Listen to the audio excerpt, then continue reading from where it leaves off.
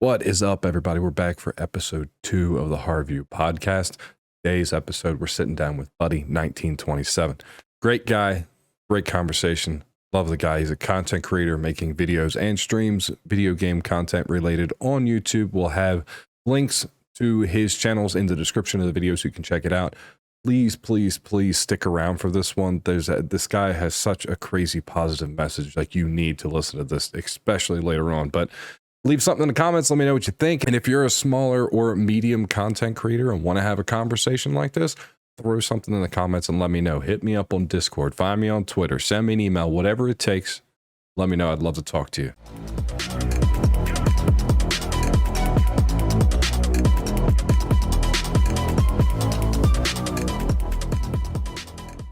How are you doing? I'm doing. How are you doing? So far, so good, man. Well, another day in paradise, you know? Yeah, hey, every day I wake up, it's another day in paradise. Hey, it's true. Any day you can get out of bed, right? Yep. Yeah. So, you've been you're streaming and making videos, right? For the most part on YouTube. I was live streaming. I stopped live streaming last month. Oh, just stopped it altogether. I stopped it altogether because I wasn't getting wasn't getting the views, and it was actually more work than doing videos, believe it or not. Really? Yeah. Yeah. Okay. Yeah. It's usually when I talk to people, it's the other way around, I guess. But I guess it depends on what you're more comfortable with, right?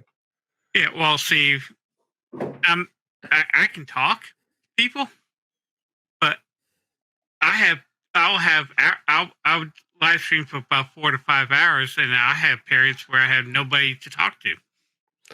Yeah, that's all. Yeah, that's always an awkward one when there's no views on there, and you're basically just kind of talking to yourself, right? Yeah. Yeah, and I was making like $3.78 per 1,000 views, and I was averaging about 50. Yeah. So, how long were you when you streamed? How long were you streaming for? I stream Monday, Wednesday, Friday, from 12 to 4. Wow, 3 days a week, 4 hours. Wow. Whew. Yeah. And you do a lot of different games too, right? Like, I've seen you do a lot of the simulator games, actually. Yeah. Well, I do a lot of simulation games. As a matter of fact, I just started a second YouTube channel. Oh, really? Okay. Yeah, called Buddy1927 Survival, and that I'm doing right now.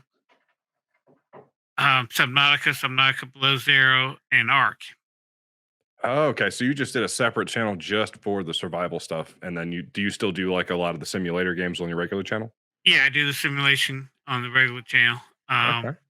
And I'm trying to experiment to see how to grow the channel faster, because I got a lot of people that ask me what they need to do to grow on YouTube. I'm like, if it's gaming, you got to do about 1,000 videos a day. It feels like it. Definitely. I think some of the people that have probably been more notable, you're right. There's like a video or 2 videos every day that pop out, and that's a hard grind, especially on our side of things when you think about the time that goes into that. Yeah, it takes me to set up a simulation, because it's not like Ark, where you can just pick up where you left off. You have to do some grinding in between some of the simulation, because this is rinse and repeat until you get to the next level. Mm-hmm. So I might have to play the game for 2 hours before I get to a spot where I can record again. Oh, gotcha. Okay. Yeah. So for sure. And I was going to ask you about that, because I'm not, like, I understand some of them, but I'm not well versed in them. Is that something that you've always been a fan of, is the simulation games? Oh no. Actually, when I was younger, I've been playing PC games since the early 70s. I'm old. But when Doom first came out, I was a big fan of Doom, and back then I belonged to a bulletin board. That's how you got online to play multiplayer. You had to be on a bulletin board. and you can only have 4 of your friends playing at the same time. And I actually made, back then they called them mods, which would be maps now. Doom. I made like over 1,000 wads for the bulletin board community.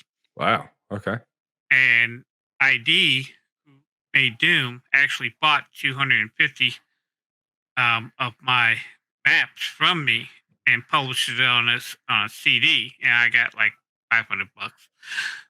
Still though, that's pretty cool. Yeah. 250 maps you basically made for Doom, and they paid you for it. Yes.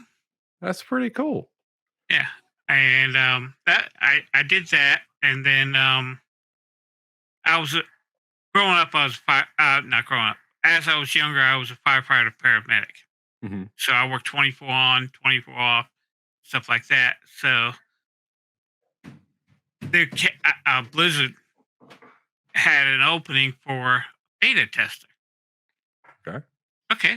So I applied. Did not know what a beta tester was, but I applied.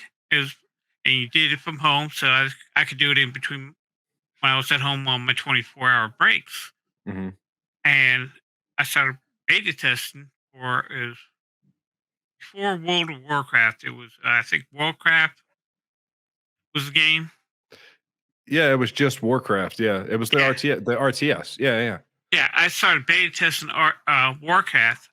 Then they asked me to become an alpha/beta tester for World of Warcraft before it came out being published. Wow. Okay. And I stayed as a beta tester all the way up to Lynch King. And they paid me for my time on that on the computer. Uh-huh. And I had like once a week, I had like a 2 to 3 hour meeting with either a game developer or an editor to go over the bugs that I found and stuff like that, and be teleconference.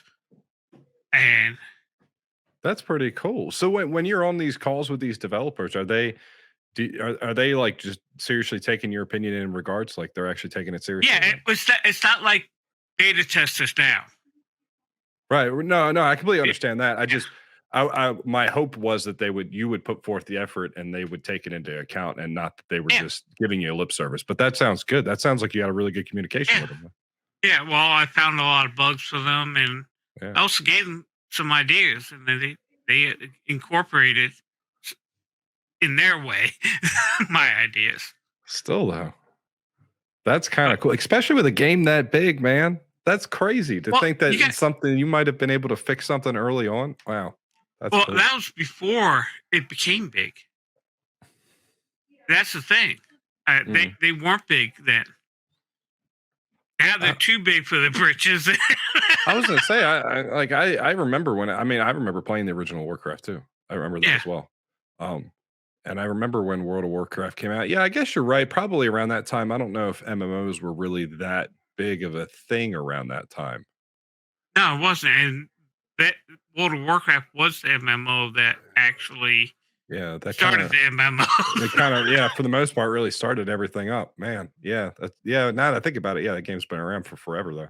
So how long were you doing beta testing for?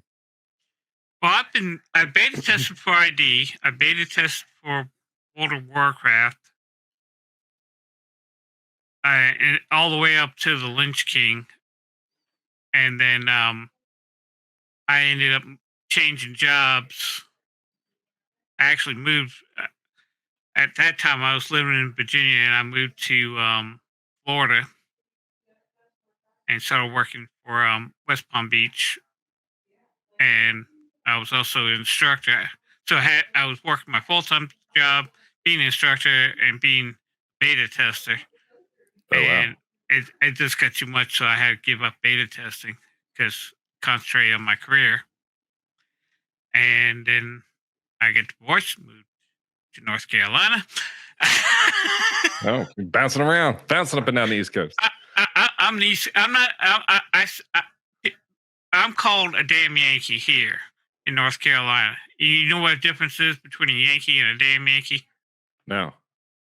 A Yankee goes home, a damn Yankee stays. But Fair I enough. don't call myself a Yankee. I don't call myself a Southerner because I've lived from Massachusetts all the way down to Florida, so I'm an East Coaster. Yeah, you're just East Coast. You got everything covered. Wow, that's cool. So in like years time, how many years were you doing this beta testing for? Uh, Probably a total of 8 to 10 years. Wow, wow. And then when they started doing beta testing on Steam, or what they call beta testing, early access. Yeah, now it's just early access. Yeah, yeah. And it's nothing like it used to be in beta testing because when you were beta tester, you actually had to log everything, explain. I had to send an email once a week for all the mistakes and bugs I found. I had to fill out a whole log sheet. It was you were part of the company, so there was a lot of things that changed in that period. It very much seems like they realized with early access that they could just probably save money and get more people to do it at the same time. Yeah, because I was making back then. This is in the early '90s, all the way up to about early 2000s, where I was getting paid $15 an hour. Damn, that's pretty good. Yeah. Oh, wow. Why pay Damn, somebody? They were shelling out the money, weren't they? Yeah. Why pay? Well, they were paying the game designers $20, $30 an hour. Wow. So, beta testers, we were low man on the totem pole. But hey, Still, let's save money. Yeah, I mean, Let's get rid of the beta testers. yeah, that seems like what they've done. I find that I almost find that a little frustrating to a degree. I think it's because myself and you too, like when a game actually released, there was no early access. Like the game just didn't release until it was ready. Mm-hmm. It's like a complete different change of gears now, where now we have to sit around and wait in early access and then to figure out all these bugs for however long they figure it out for. You know, well, look at it Ark. took me a while to get used to. Exactly, same concept. Ark still has bugs in it. Yeah, that's true too. They don't even fix them anymore. And it's not just that; it's plenty of other games too. I think Bethesda games are almost like known for having the bugs. People look for them for fun at this point. Yeah, I mean, back then when I was a beta tester, I knew what was going on, and I couldn't. Like when World of Warcraft came out, I was also beta testing the next release. But I couldn't, and I was a clan member of not a clan, a guild. Guild, sorry, yeah, okay. Yeah, I played a little bit of it, not very much, but a little bit of it. Yeah. I was a member of a guild, but I couldn't tell anybody in my guild what was coming up. And I played Paladin, and every time every server I've been on, I was always the top human Paladin on that server. Mm-hmm. And I was a great tank because I had the secrets. That's true. You had a little insider information. I guess I played to your advantage a little bit. Yeah, but I mean, it was fun playing the game, but I got to the point where I couldn't. They were paying me to play. I didn't have to pay that $14.99 a month crap until I stopped being a beta tester. Once I stopped being a beta tester, then I had to pay $14.99 a month. And I said, I'm not paying that game. I'm not paying $14.99 a month to play a game. Yeah, it's a weird concept with a lot of the MMOs that came out around that time, because not just that one, almost any of them that came out around that time had that subscription fee, and that was definitely a change of the landscape, because up until that point, no other game was ever really doing that. It was just a flat fee. You got the game, and if an expansion or something came out, then there was a charge for that. But yeah, that I don't blame you there. I think. Oh, there's a charge for the expansion. Ark didn't do that much charging. Yeah, no, it did not yet. Anyway, not yet. But World of Warcraft, every time there was an expansion that came out, you had to pay for it. Yeah. In addition to that $14.99 a month. So have you done any more of that since then at all? No, that's when I finally I got injured in the line of work, and I injured my back. And fell into severe depression. I started playing World of Tanks before I got my injury, and I was making videos for my clan on Mhm. World of Tanks on tanks and doing training videos and stuff like that. And that's why I started the channel I have right now. But then I fell into severe depression after my injury and couldn't work no more. And for 7 years, I didn't touch the computer. Oh And wow. my therapist I was seeing, that I'm still seeing, but I suffer from post traumatic stress and severe depression. She told me, "Well, you need to do something to keep busy," because I was a workaholic. I averaged about 100 hours a week before I Oh got yeah. injured. From work that much to just dead stop. Yeah. Yeah, That's and oof. it messed with me big time. I But bet it did. Yeah.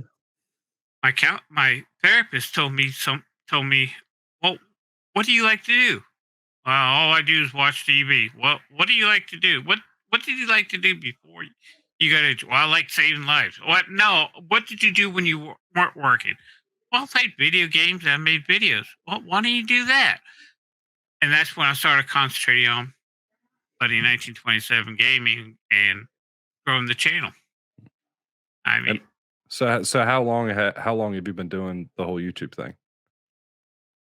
this channel started in 2013, Mhm.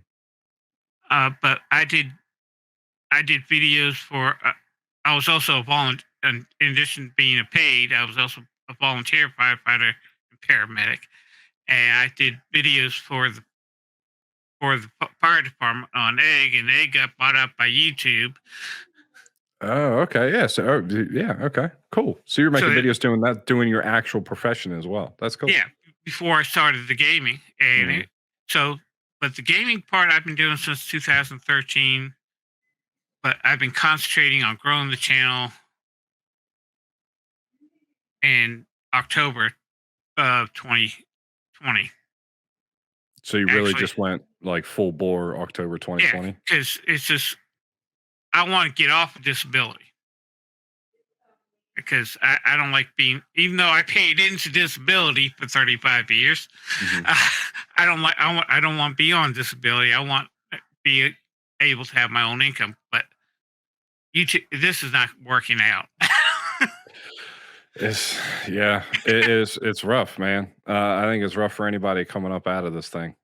I Yeah. mean, I don't think there's anybody that I'm ever going to talk to that's going to have like an easy success story regarding content creation. It is always Well, it's an uphill battle. I know some people that make great money doing content video for YouTube, There but it's not gaming. You're very right, and that's something that I talked about in our last video is that unfortunately, and I don't know why this is. I can't help but to think that because there's so many people doing it, but the return on like the CPM Mhm. on any gaming channel versus just about anything else is so much different. And Yeah. I don't really know. My guess would be it's because there's so many people doing it, but honestly, I really don't know. I, well, like I said, I've been on YouTube for quite a while, Mm, and when I first time I made partnership, all you had to have was 200 subscribers, and you were part of the YouTube partnership program. mm, You didn't have to have so many watch hours and all that. right. Yeah. And but I was only making 35 cents, 30, 40 cents a month with Oh 200 yeah. subscribers. And I belonged to an MCN or MSN, whatever that. You had to find somebody who was partnered with YouTube that they will pay you when they got paid. Gotcha. So that was where those like big partner channels around the Yeah. time where like Machinima and things like that were kind of Yeah, big. yeah, I was on Freedom. Gotcha. And Gotcha. And the whole concept for those companies is what they would do is get partnered with YouTube and then they almost worked like, and I talked about this last video too. They almost worked almost like a record label to a degree. yeah, Like, yeah, they would promote your stuff and then everybody made money off of it, kind of. yeah. Yeah. What, And wa- what was that like working with? And you said it was Freedom. What was that like working with them? like it is now with YouTube. Fair enough. I mean, everything that they tell you to do is back then is what YouTube is telling you to do now. Just Same keep stuff. making videos, make sure your um, title is scannable, so show up in search. Make sure your descriptions have keywords. Make sure your keywords are in your description and good thumbnails and stuff. It's the same stuff. I mean, that's the same thing they've been promoting ever since then. But one thing I noticed, because last month I started doing shorts on every one of my videos, Mm-hmm. and my views were, in April went up 50%. But my hours, watch time hours, were down 29%. Yeah, that's so, and this is where I don't. It's where it's confusing because YouTube does this. It very much seems like they do this to compete with things. In this particular case, they're competing with TikTok, right? Yeah, Well, they're trying TikTok to beat only TikTok. does that. That's all they do is Right. just that. They don't do anything else. So when they're trying to compete with them, but then I understand because I kind of had the same thing because I messed around with shorts for a little while too. And when you look at those analytics, it's kind of it's can be a little frustrating, right? Yeah. Because I don't know if there's a better way for them to do that, but I feel like in general, I don't know if they always need to compete with every single platform like this that comes out. Yeah. Because Well, that's see, what they've that's been doing over the years. Is they anytime another platform comes up, it seems like their knee jerk reaction is to make something exactly like it to try to compete with it. well, see, it's like they were competing against Twitch for live stream. For sure, still are really. Yeah, but they are not. They're not working like they were before. No, no, you're right. You're not. You're And absolutely right there. Yeah. that's one of the reasons why I stopped live streaming, because I was getting good views until they stopped working promoting live streams.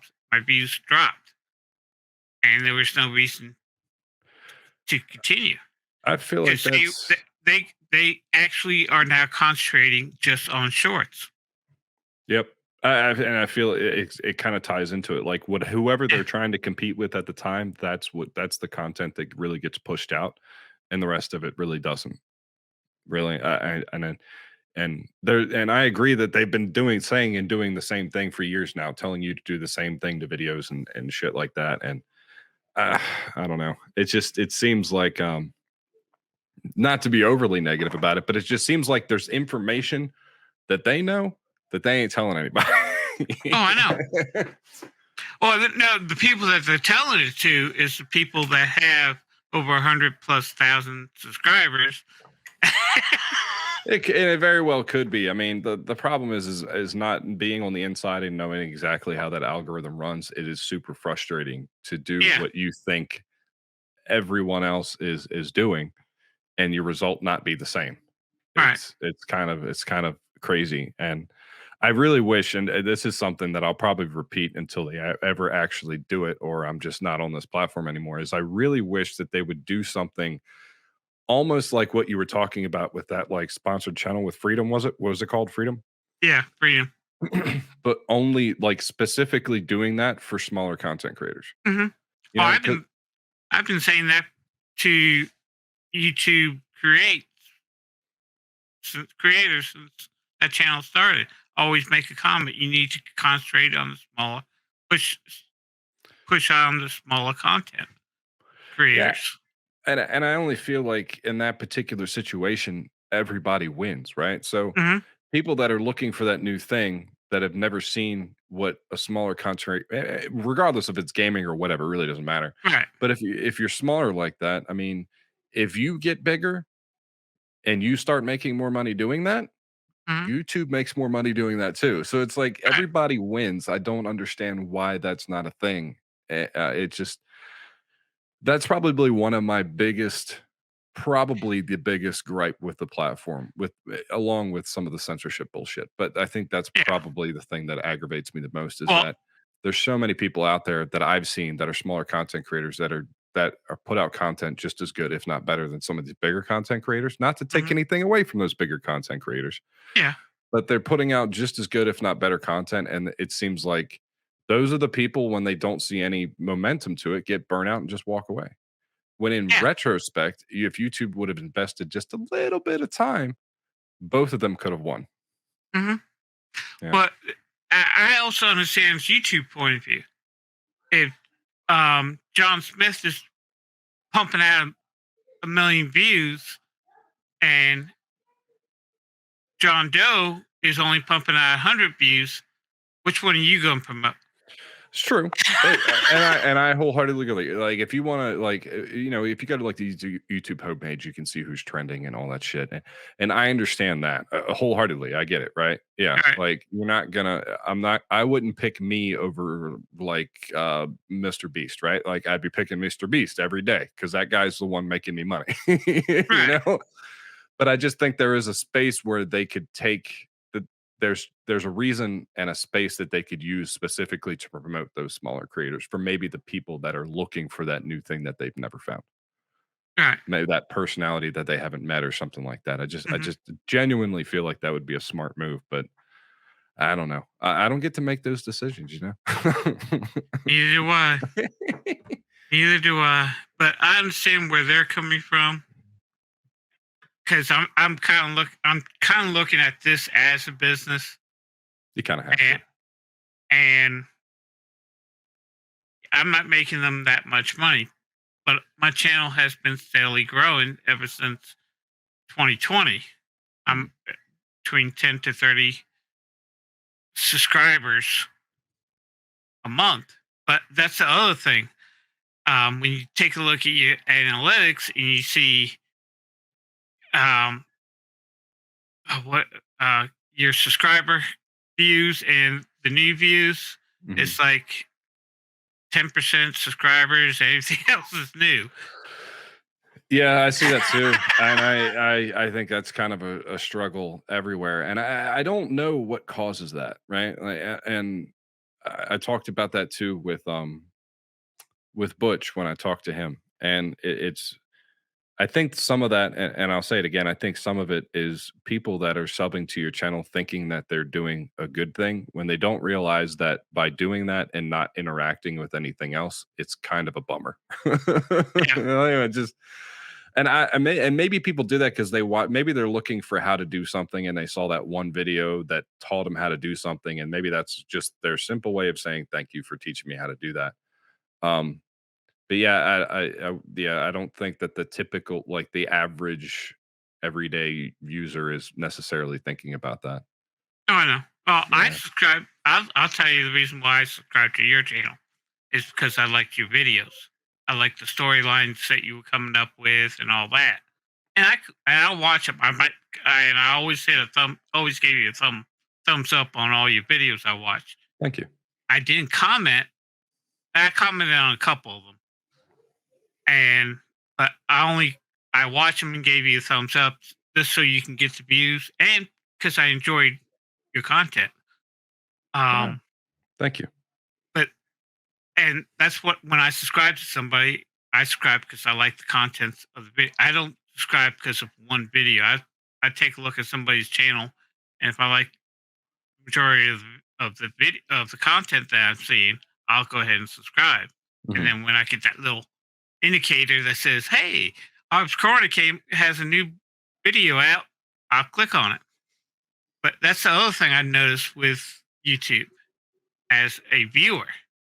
My I have all these I have all my subscriptions coming up, and Mhm. I started noticing the ones I was really watching. I never got like with you. I never got the notification that you had a new video out. But I go to your channel, your home channel, Mhm. and see that you have a new video. So I click on it and watch it. Yeah, that's so weird to me too, and that's happened to me, like, because I have definitely a lot of subscribers on that left-hand page that I go look at, and you're right. Yeah, you're right. There'll be times where I won't see that little notification that there's something new out, and I'll check them out and go, "Okay, crap, they had, like, 2 videos out since then, and I didn't get notified about it." Hmm. It's kind of frustrating. And it's very inconsistent too. I'm not sure if that's just I don't know if that's a bug. I don't know what that would be. I can't see, because there's a lot of theories that run around that say YouTube does that on purpose sometimes for whatever reason, yada yada yada. But I don't know if I don't know if that's the case, but yeah. What Yeah. I've tried to do is I've tried to use like the community tab on YouTube and then use Discord on top of that to let people know when there's videos out because I know that I can't trust that notification thing. Oh, I know.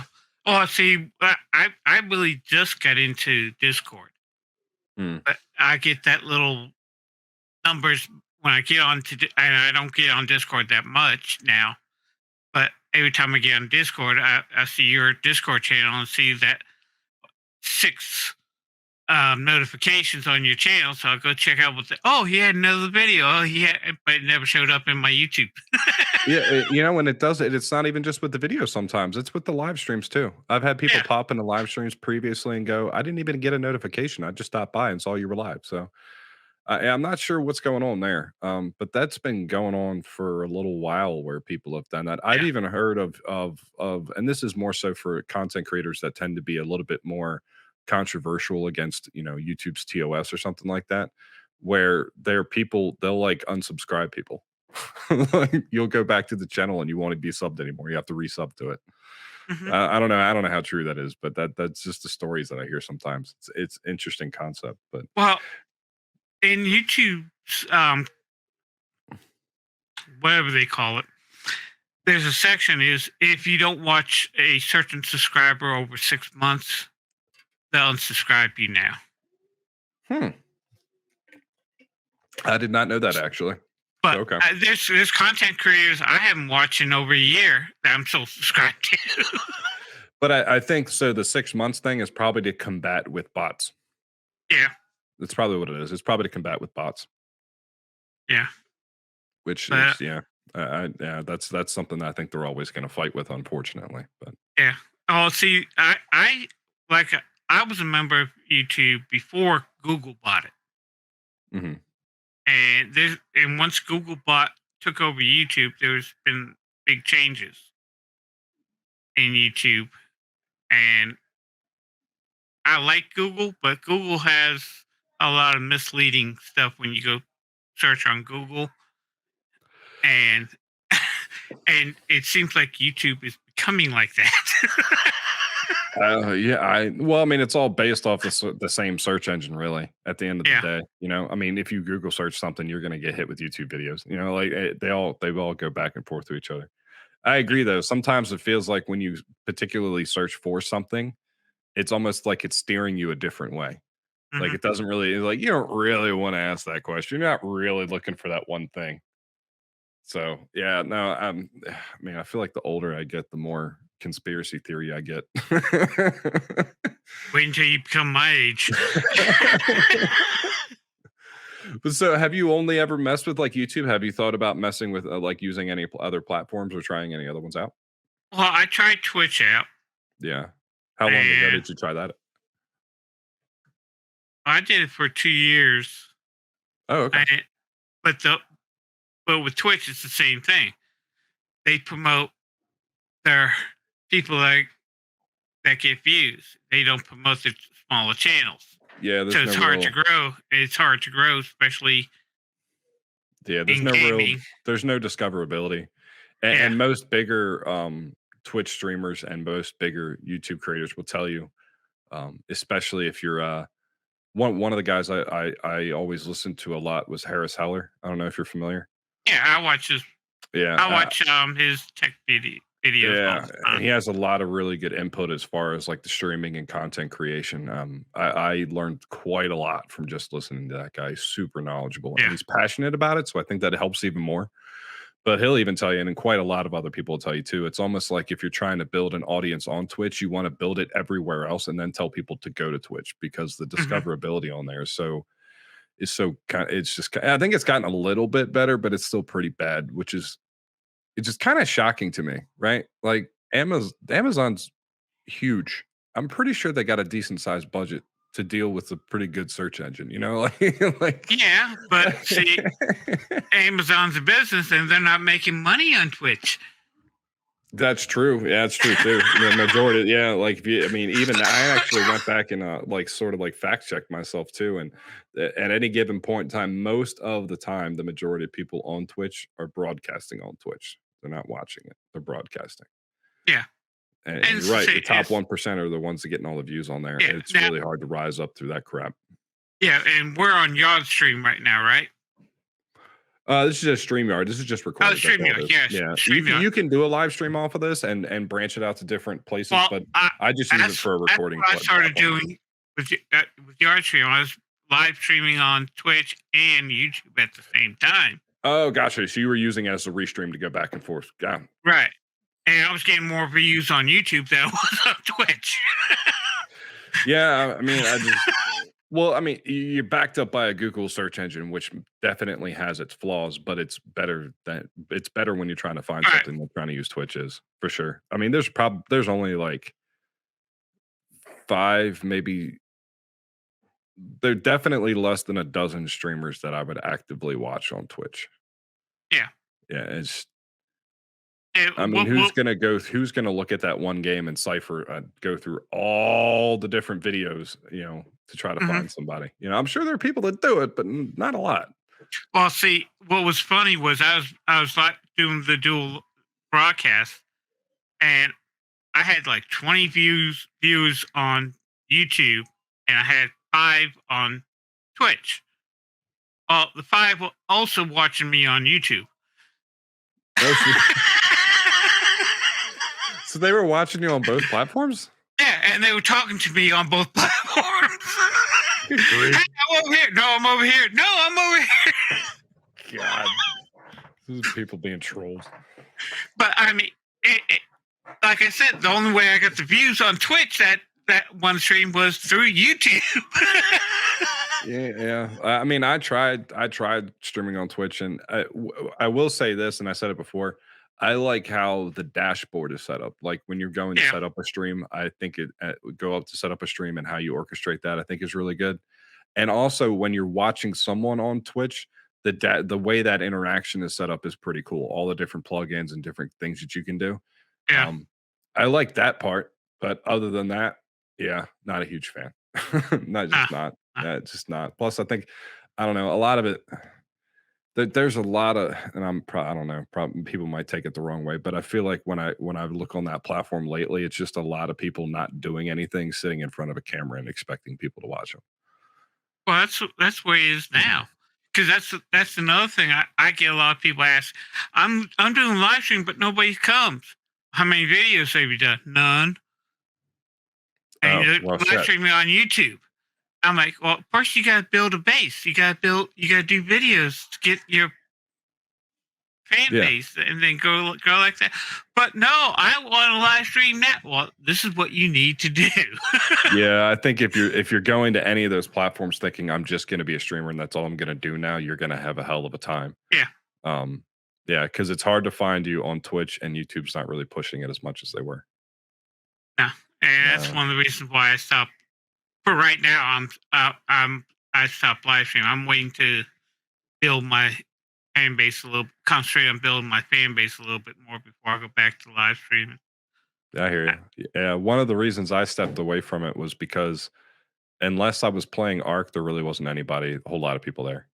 Yeah. And I found myself forced into keep playing the same game over and over and over again. I'm like, there are plenty of people out there that can do that. I'm not one of them. I don't have the attention span for it. So I would switch it up, and usually the reaction would just be like, nah, nobody's showing up. So I was like, why am I even? That's why I turned it off, because I got tired.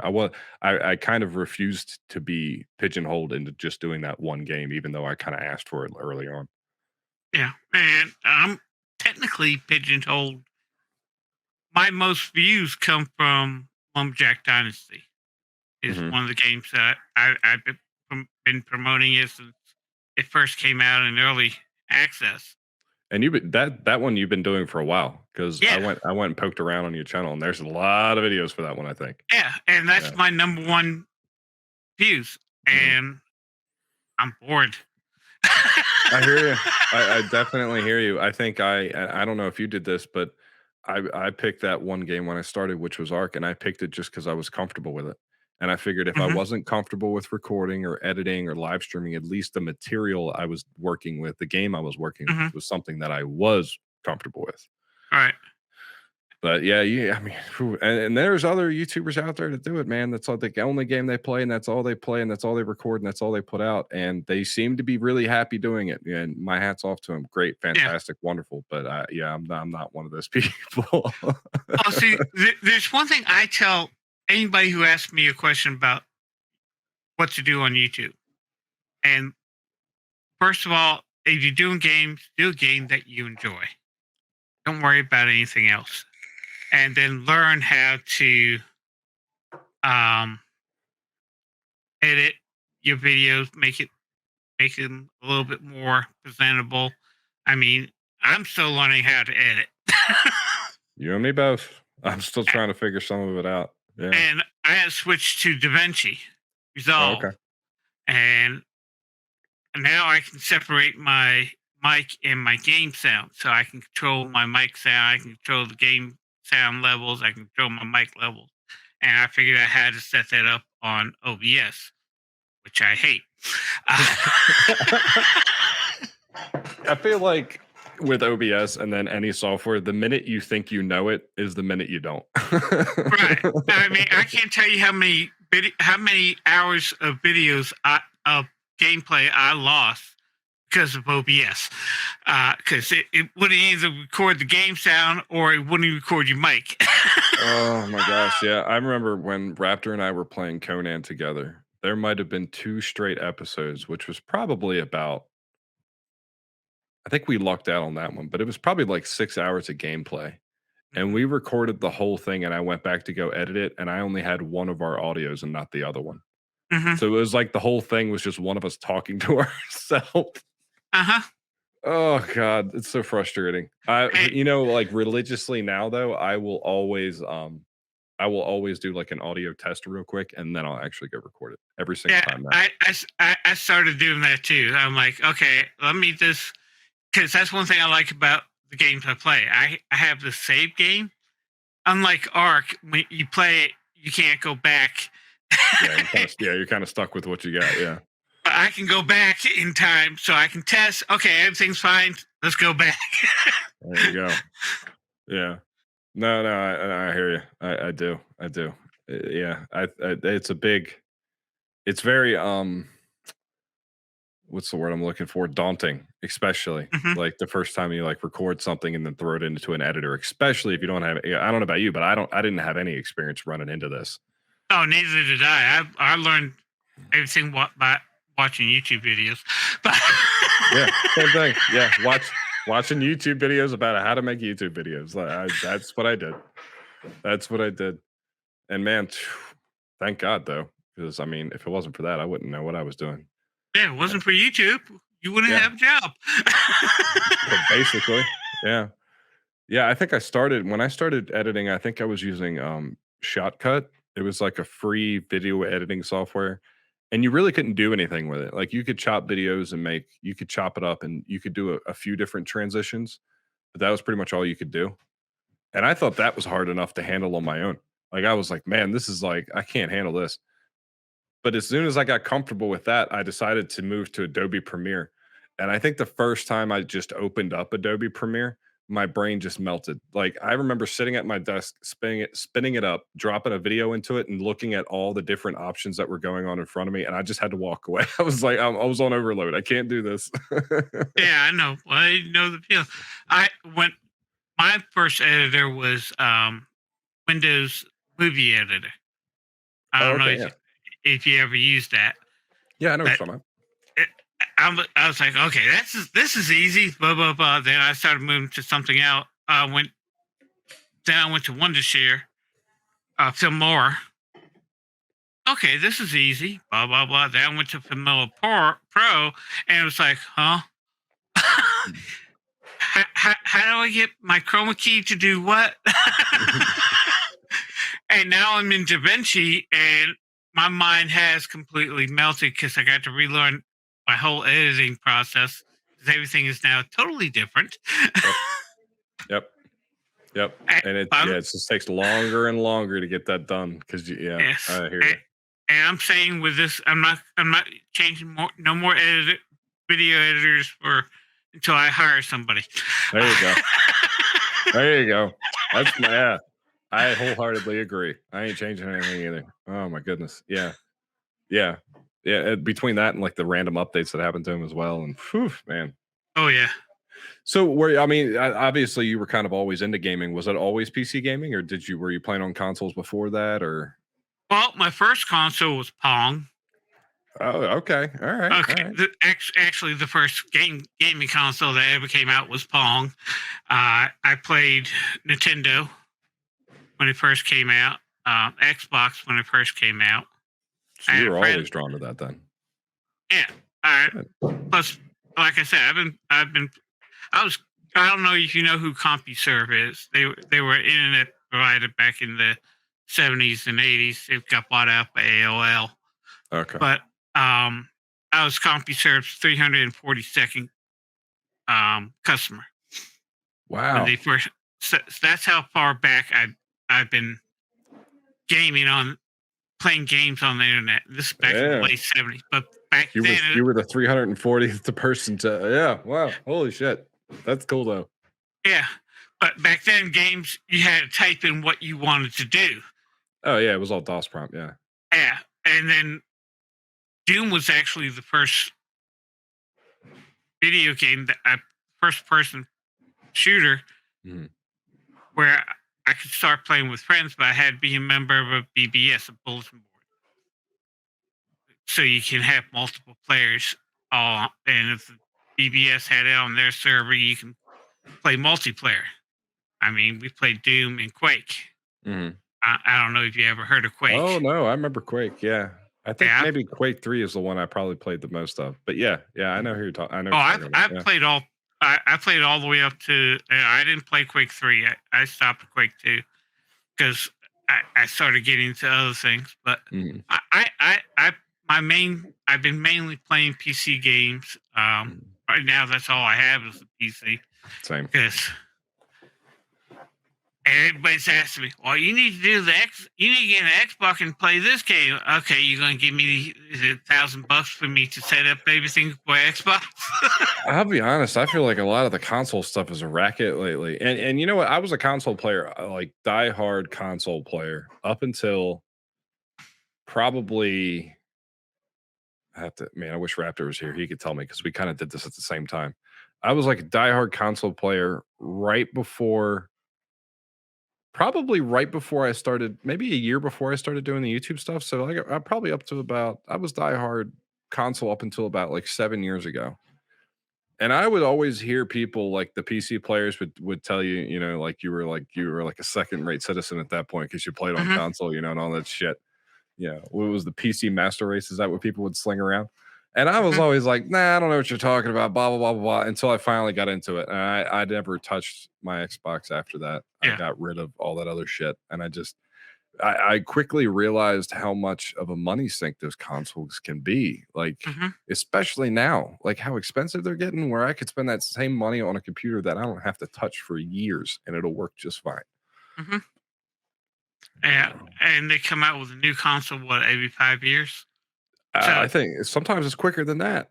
Yeah. Sometimes it's quicker. Sometimes it's every couple of years, and then the next one comes out, and you're just like, "Whoa, boy! Like I got bills. I can't keep doing that." Well, it's not just that. By the time you buy all those, you can have a nice gaming PC that could last you for 10 years. That's true. That's true. Yeah, I mean, I'm probably not a good example of that because I bought a machine and then gutted it because I wanted to change it up. I didn't have to. I wanted to, right? So, but yeah, I mean, I haven't. Yeah, I don't foresee myself needing to change anything for a while, and for that reason.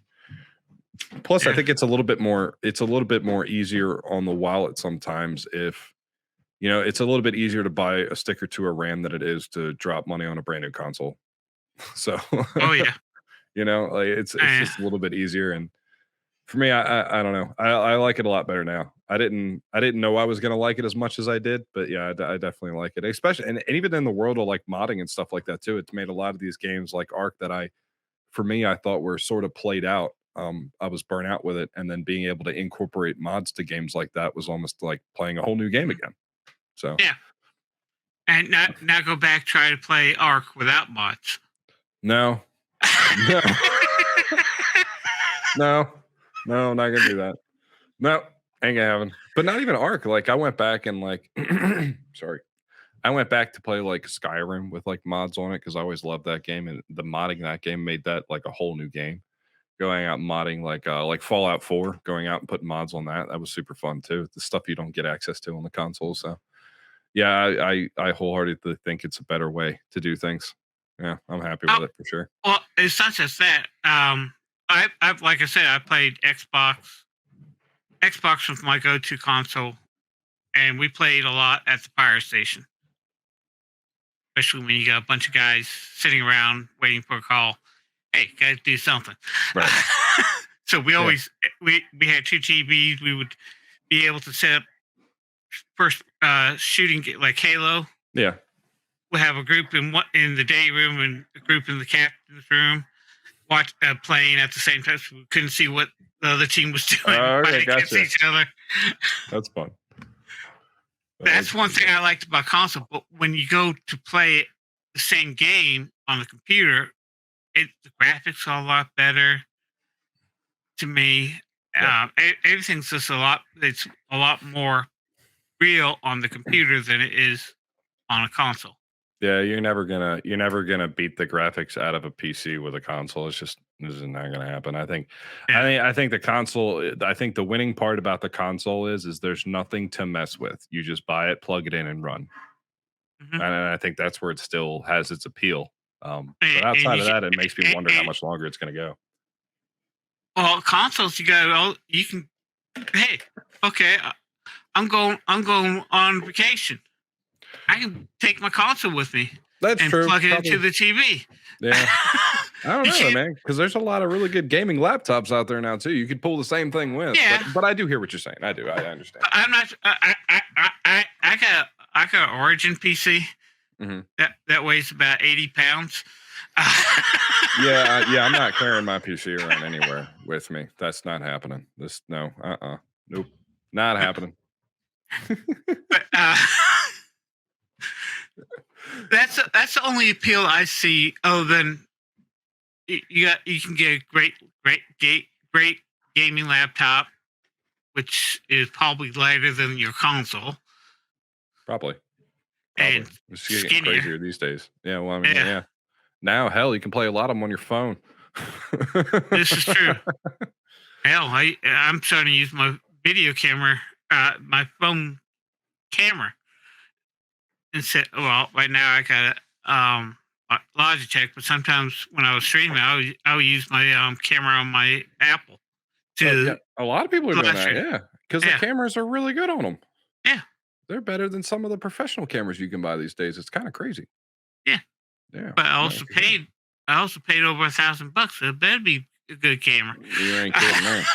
You ain't kidding there. Cell phone business is a racket, man. All right. So when did you start? When did you start the second channel? This month. Oh wow! So this was just recently. Yeah. Yeah. And it's so right. And so is this like an experimenting thing, or just like no, I want to keep it separate, or? Well, it's more of an experiment. I just want to see what I can do with it within a year, and see where I'm at, and see how I'm growing with that, and seeing. Because I use Morning Fame for my titles and my descriptions and my tags. I don't know if you ever heard of Morning Fame. What is it called? Morning Fame. No. It basically it goes into the YouTube algorithm, shows you the best titles that you can come up with. You type in your title and stuff like that. It generates a good title for you. So it's a plugin that works for like SEO stuff. Yeah. Gotcha. And I've been using that, so I got to put that. So I'm comparing it to not using that and seeing how I do. Oh, okay. So there's some research. So one channel's not going to use that plugin, and the other one is. That's an interesting Right. concept. Yeah. So I use TubeBuddy, which is basically the same Right. thing. I mean, they're all kind Yes. of the Yeah. same. That's an interesting. I didn't even think of that. Start another channel and not using it and seeing just how effective it is. Yeah. That's interesting. You got to let me know how that goes. Because I did start off with TubeBuddy, and I think I'm still subscribed to it. Maybe a month. Yeah, it's a nice little monthly fee they try to kick you with every now and then. I didn't go for like the crazy version of it, so it's not too bad. But I do like it for that reason. Like it kind of matches up the keywords for me and the tags up for me a little bit easier. But honestly, sometimes though, and I don't know if it's the same case with what you're using, but sometimes it'll refer tags that have absolutely nothing to do with the video. I'll give you a good example, and you're gonna laugh at this. One of the tags it gave me was a tag that you had on one of your videos that said Harv's Corner's Arc. I'm like, I'm not Harv. Oh man. Yeah, I think it did that to me whenever I was putting ARC videos out. It would want to tag it with like Syntac or somebody like that who does a lot of ARC videos, which I guess kind of makes sense when they're bigger, but not somebody like me. No, that doesn't make any sense. It tagged you, so you must be big, man. Yeah, right. Yeah, you're a lot bigger than me. I can tell you that much. Yeah, it's just I don't know. It's a grind, and it can be definitely time consuming and like so. At one point, you were streaming 3 days a week, Monday, Wednesday, Friday, for like 4 hours, right? Right, and I had a video coming out 7 days a week. Every day. Every day. And on average, how long and when I say on average, how long, I mean like recording it and editing it and getting all published. Take how long did each one of these videos on average take for you? Oh, at the beginning? Yeah, sure. It took me about 12 hours. I'm down to 6 hours now. But so six per video. Yeah. And then 7 days a week. Yeah. Whew. That's what, 42? Can I math? Is that 42 hours? Yeah. About and that. then another, 12 hours with live stream or no. Yeah, 4 hours you were streaming. Yeah, done 12 hours of live streaming. Oh man. You're pulling overtime, man. Hey. Like I said, I was averaging 100 hours a week before YouTube. Well, so yeah, I guess I have to keep it in perspective. If you're already used to grinding like that, then it probably that might have felt like a little bit of a vacation in a way. You cut it down in half. I'm what you call a workaholic. I gotta keep my mind busy. That was the other thing when I fell into this deep depression. I was just watching TV, and my mind stuck in that. And and my mind actually began to atrophy. No, I hear you. So I'm doing this to keep my mind active. No, I hear you, and I dealt with that same thing for a few years myself, and I think finding something to keep you busy is I think your therapist probably gave you the best advice I could think of, and that's to keep busy. I know that helped me. That helped me immensely. I wish I'd have thought of the YouTube thing sooner than I did, but oh yeah, you probably be bigger than what you are now. I mean, I guess maybe, I don't know. It's hard to say. I mean, if the algorithm and everything was running how it was before, who's to say? I have no idea. Oh, the algorithm, it's changed so much from the first time I started doing it. I think for me, the difference for me is if I was able to start it younger, it would have meant that I would have had more time on my hands to allot to it. Right. Which might have changed things up a little bit, because I feel like YouTube almost wants you to just do this full time and nothing else. Like it wants you to stay here, do it here, make it here, stay here, work here. Yeah. Well, I'll give you a good example. When I was working full time as a paramedic, also as an instructor, I was averaging between 80 to 100 hours a week just at work. Plus, I was also volunteering, and I was also making those videos for my client on World of Tanks. Mm-hmm. And it's like when I was off, all I was doing was making videos, and maybe playing a little bit, but making videos. And I got so burnt out on it, I stopped playing. Well, I stopped playing the game altogether. Just because it just took my life, and I can see if you're working full time and doing YouTube at that, it's hard to do. Definitely. It's about that balance, you know? And it Yeah. seems like it's definitely that balance. Do you think that's one of the more difficult things you've ran into, or what do you think has been much of the, probably the most, if not some of the more difficult things that you've run into as far as content creation has gone? The biggest thing is I'll have one video that will maybe have 500 views. Then my next video will have 2. Trying to capture that. Trying to capture that. Now, Um, do you find that you get more of an interaction when you make like a how-to video versus a gameplay video? oh yeah, I Yeah. make I get a lot more interaction. I get a lot more questions, And that, comments, stuff like that. yeah. And that's where I was making. I actually stopped making how to. I need to get back into it, but the how to videos I kind of enjoyed because it was like I was a paramedic instructor. I was also a firefighter instructor. I taught firefighters. I taught paramedics how to do their jobs. And now I started doing it when I lost that and became disabled and couldn't do it no more. I need that ability to teach us. Then I started doing how-to videos. Hey, this is kind of interesting, but then I got kind of burned out on it because I became the guy who does how-to, not content, and I wanted to be known as how-to and content. I feel you. I do. I definitely feel you. And because I started doing like speed build videos just because I just wanted to play around with it. But I think right around the time I started doing mod reviews and how tos for Arc, I think that's when it really started to burn me out. Yeah. And it felt very much. It felt more like a chore and less like a passion at that point.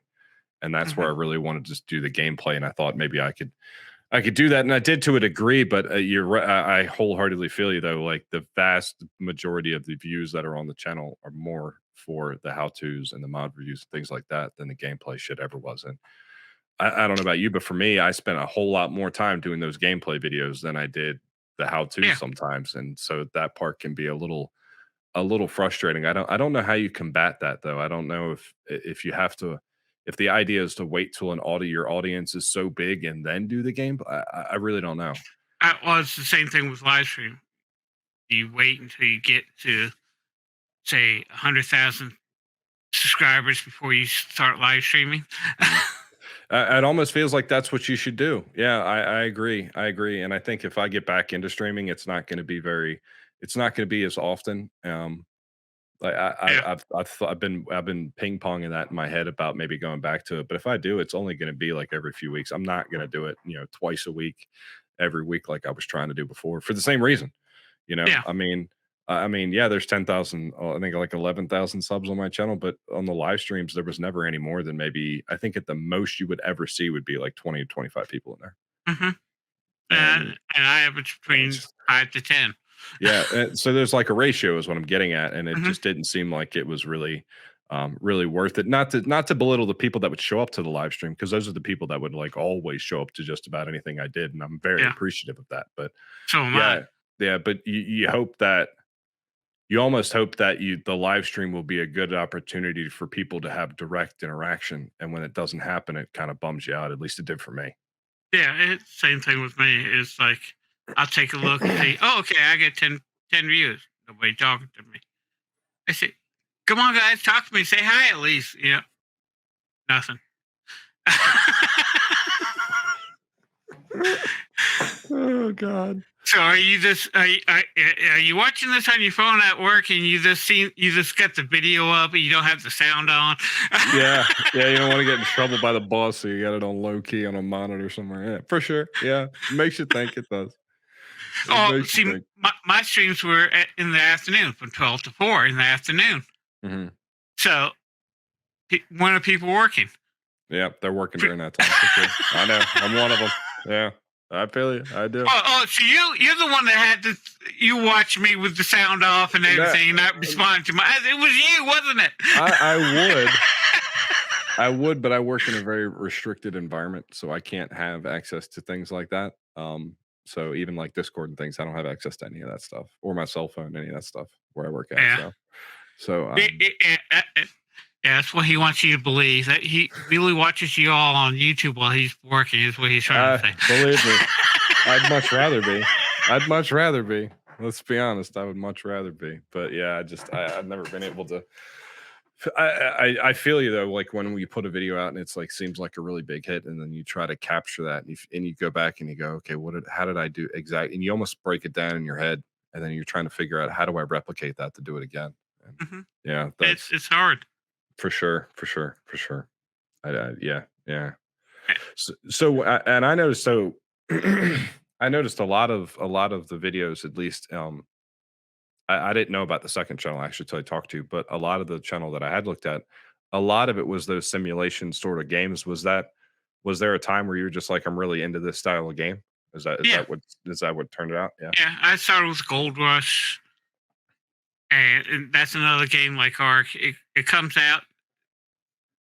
It had a bunch of bugs, and it got released with all these bugs, and they didn't fix it. Which is a lot of games nowadays. I actually had a game the game developers of Gold Hunter.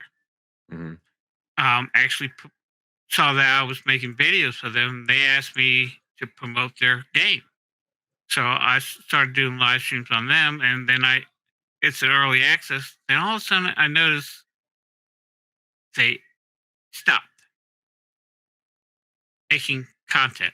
They had a Twitch channel that stopped making video content of what they're doing, and they stopped making content, but they're still trying. They still have the social media pushing the game out, but they stopped creating the game. So they weren't like updating it or anything? Nothing. Huh. I mean, did they? I mean, I guess they decided they were kind of done with doing it, but didn't tell anybody. That's kind of crazy. No, they were still promoting it. They were still promoting it on social media, on Facebook. Yeah, they still made TikTok videos and stuff like that, but they stopped updating the game. Really? So what they were trying to do is get you to buy the game. Oh, so they were using you as advertisement at that point, or just trying to. That's kind of shady, but I feel like a lot of companies do that, unfortunately. And once I realized what was going on, I just said, "Screw it." Yeah, although the other experiences, it seems like, especially with with World of Warcraft and stuff, that seems like it's a pretty cool experience, though. It really was fun to be a part of that. It was. I remember being like, I think the first time a developer reached out and gave me a stream, like an actual key for a game, and asked me to try it out, I was just kind of like flabbergasted. I was like, what? You want me to try this? What? Yeah. I remember having to do research on the developer because I didn't believe it. I know. The Couplets, who makes the Dynasty games that I'm doing now. Farmers Dynasty, Lumberjack Dynasty, Medieval Dynasty, and they just came out with Wild Wild West. They saw that I was making a bunch of Lumberjack Dynasty videos, and they gave me a stream key to give away. I'm like, want me to give away on one of my videos? You want me? That's cool though. It's such a, I don't know. That's such a neat, like, just, I don't know. I don't really know even how to describe it. It's a good feeling though to have somebody like, because clearly you know that developer took the time to watch some of the content you were putting out and thought that you would be a good candidate for something like that. That's a good feeling. Yeah, it was. It is good. But I hate to say this, games nowadays aren't the same. It's like, you go back in the 80s and 90s, when a game came out, it was full release. It wasn't this early access crap. And when it was full release, it didn't have bugs. You're absolutely right. I think any PC game that I remember, like any PC game that I actually had to go to the store and buy and download and install, I never had any problems with it at all, ever. actually. If there was something wrong, it was actually something wrong with the computer, not with the actual game. Mhm. And it feels like that's changed a lot, and it's kind of weird to me because it very much seems like the gaming industry has only gotten more lucrative over the years. So Mhm. you would think it would be the other way around almost, right? Like Yeah. there would be even more integrity when these games came out, and it very much seems like they're just using early access, and they keep saying that as a way for them to get people to do the work for them. Well, like I said, I was a beta tester. How many beta testers you know nowadays? Oh no, there's nobody doing it. I mean, if you want to say early access, I guess technically everybody is, but they're not a Yeah, professional one. they're You not know getting paid for it. Yeah, exactly. Yeah, you have to pay them to be their beta tester now. yeah, yeah. It's completely flipped. It's completely flipped, man. And yeah, I feel like a lot of the, especially the franchise, a lot of the bigger franchise games now, it's almost the same thing over and over and over again that they keep pumping out anyway. So Hmm. yeah, it's I don't know. Maybe I'm just getting more grumpier as I get older, but I feel like the amount of games that I genuinely have interest in and want to play are a lot smaller than what they used to be. Oh yeah, and it, it's like right now I'm looking for a good survival game, and I really haven't found. There was a game H1Z1. Mm, Okay, I played that when it was just HC1 before it became Just Survive. They had the Just Survive and the H1Z Royal Rumble. right, right, right. Okay, well I did H1Z. I loved that. It was a great survival builder game. You can build fort, base, and stuff like that. You can have multiplayers, or you can play single player, which I enjoyed, and it was a good game. And then they went from stop. They stopped making the Just Survive and concentrated on the Royal Rumble game because that's what everybody was playing nowadays. Like They, the battle royale sort of setup. yeah, Yeah, and yeah. they stopped concentrating on Just Survive, and they actually closed the game down. It never made it to full release, Mm. but it was a great game, and there's thousands of people that keep it was Daydream, Daywork, something like that, and it got bought out by another company. But people trying to there's thousands of people trying to get that game back up. Ark is the closest thing I've seen to that game, and I'm bored with Ark. I kind of hear you, and I don't. Maybe it's just like there seems to be in a lot of ways a lack of creativity, but I Yeah, don't know if that's because it's harder to be creative because of how many things have already been done, or if it's simply like, well, this franchise made us money, so let's pump out the same thing again and see what happens. And honestly, even with Arc and with Wildcard was spinning off, or at least trying to spin off earlier on, I'm almost done with that damn franchise in general too. To be honest with you, yeah, um, but yeah, I feel you. And then when for me, like I enjoy the survival games too, but I feel like when I find one that shows any sort of promise, it's early access. And then these days, early access could mean it could be sitting in early access for 2 years. So like I have no idea. yeah, and it doesn't mean that it's going to come full release either. It's true. Now, and sometimes it changes my mind, right? So I've been playing a lot of No Man's Sky recently. I don't know if you're familiar. Yeah, Yeah, and when it first came out, it was bullshit. Like everybody hated it. I guess because the developers promised a lot of things that didn't get released. Now I wasn't invested because I didn't play it when it came out, so I didn't care. But I've had a lot of more fun with that recently. Because I haven't, yeah, that's been a lot more of a relaxing, fun time. But honestly, I haven't picked up games like Arc in the longest time. I almost wish that they would. But for me, I think I enjoyed a lot. The only genre of game I never really enjoyed was like sports games, really. But yeah, I always wish they would have done more, like a really good story rich RPG style game. I really enjoyed games like Skyrim was, and like Fallout. I really enjoyed those, and even the old school like Baldur's Gate series and things like that. I enjoyed being able to get lost in a really compelling storyline and some fun hmm, characters, and it doesn't seem like I have seen any of that recently. and what Arc did, they started a storyline they ended it to where there's supposed to be more, but it doesn't come out until 6 expansions later. Yeah, and you've lost you lose lost track. You lose track of what you were working on in the beginning. So Yeah, you lose track because they ping ponged around. Well, now part of it I think was pretty cool is, and this is something that I think is a good business model, right?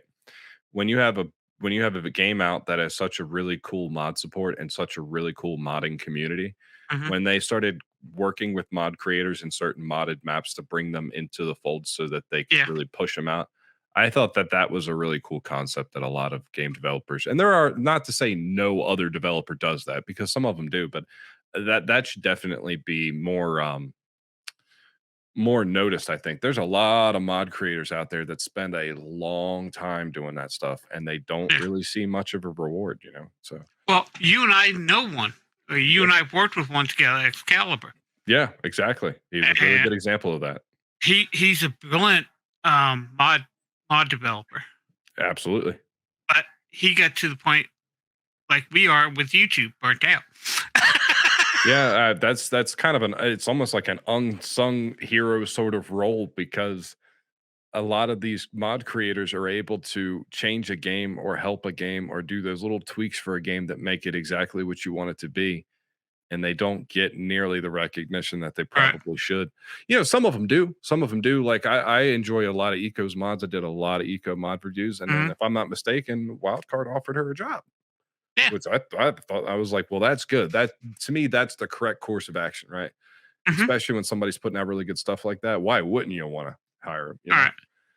But and the one thing I like about, and I don't like about, but I do like about, when they have the new expansion, not the new remastered game come out. Mm. Okay, it's going to be up to the modder when the mods come out. You have to pay for the mod, or the mod is free. So the modders are now making some money on the deal. Thankfully. Yeah. Thankfully. And I kind of agree with that method. I don't agree with us spending $60 for a game we've been playing since 2015. Yeah, that part I think is kind of bullshit. Yeah, that part, that's one of the reasons why I was like, I'm done with this.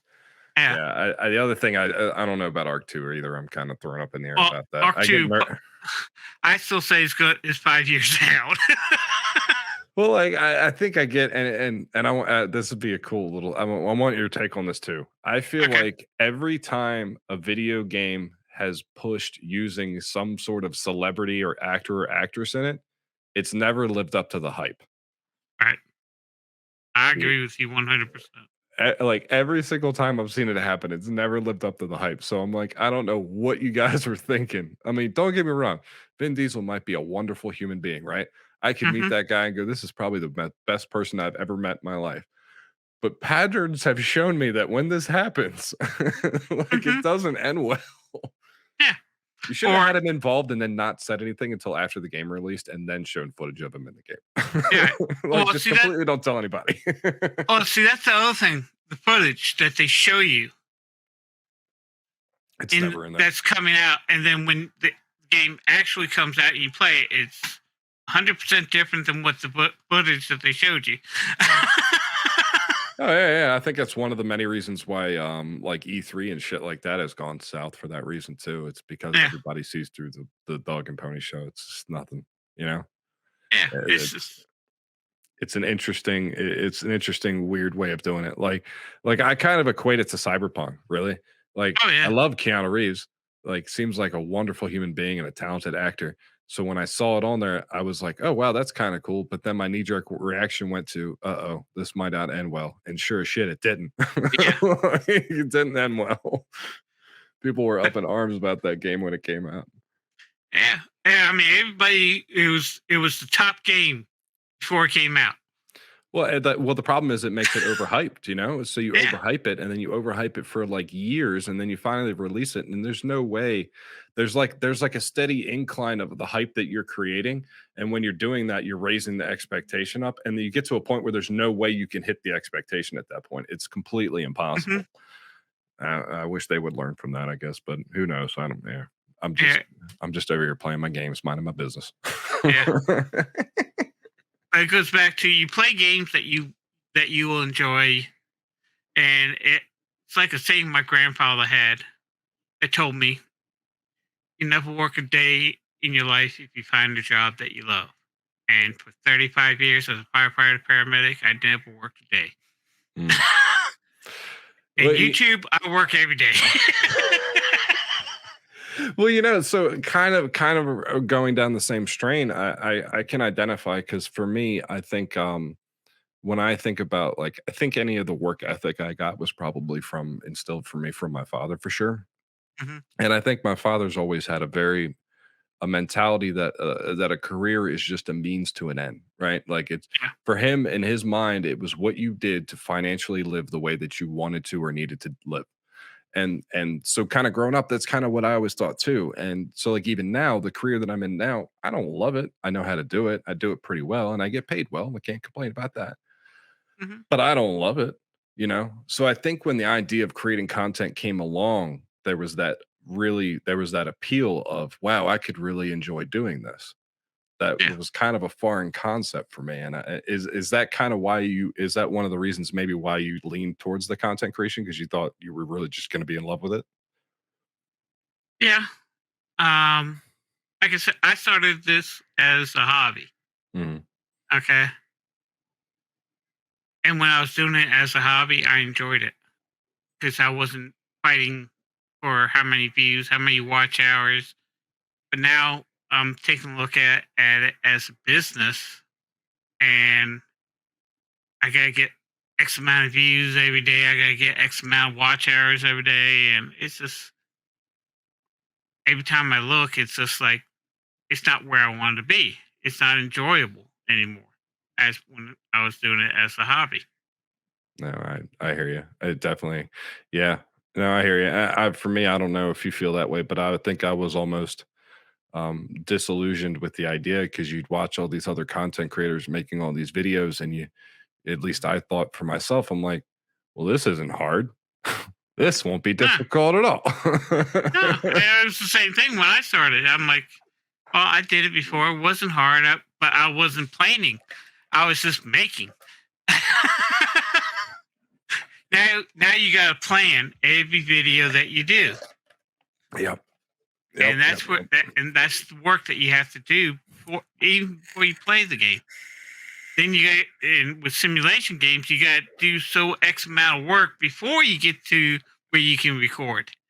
Because you got to get all the materials. You got to do this. You got to do that. You got to do this before you can do X, Y, and Z. I'm like, Yeah, which makes that okay, process even longer. Yeah, you got to get yeah, the grindy parts seem even more grindy because you're really just doing it to grind to get a video done, to grind to get it out, to grind to get views. No, hmm, it's a vicious cycle. I think for sure, there's a huge difference. and you get burnt out Yeah, and for me, quickly. for sure. Yeah, well, I think it's only natural, right? Especially because if it's something that you're passionate about, you're going to go full bore, like 100 All right. miles an hour. You're going to devote all your time and energy into it. So I think it's only natural to feel that. The more and more people I talk to, the more and more I see where that burnt out feeling is pretty common. I guess a Mhm. question that I would have in regards to that is how best do you combat that burnt out feeling? Well, I actually stopped for a month doing any recording. Mhm. I mean, I was like 2 weeks ahead in videos already up, and I said screw it. I ain't doing nothing with YouTube for a month. And then I came back, had a renewed feeling. I was refreshed a little bit. It wasn't as grindy as it was before. But then now I'm to that point. I'm doing 4 games on this channel on Buddy1927 Gaming, Mhm. and I'm doing 3 games on Buddy1927 Survival. So I'm doing 7 games videos a week now, and for 2 different channels. It's a I lot. cut. I was on this channel was doing 7 day every day. I was having a video come out. Then I have a video and a short come out in the last month every day.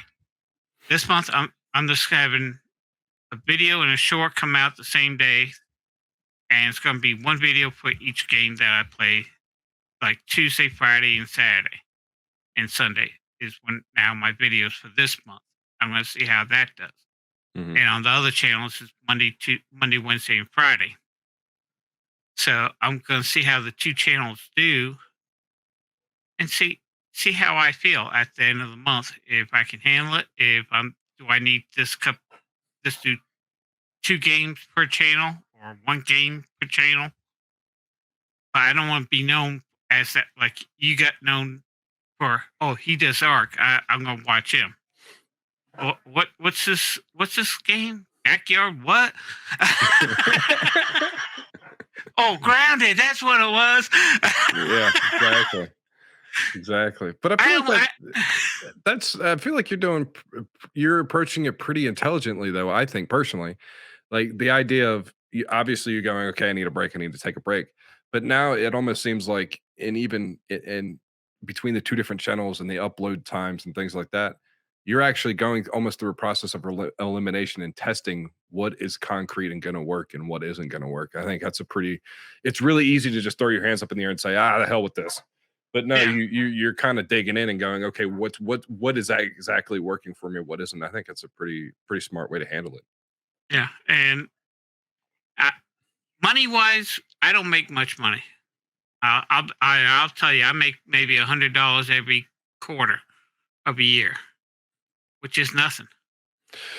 Yeah, And if I it's have hard. 2 channels, that's $200 a month, every quarter.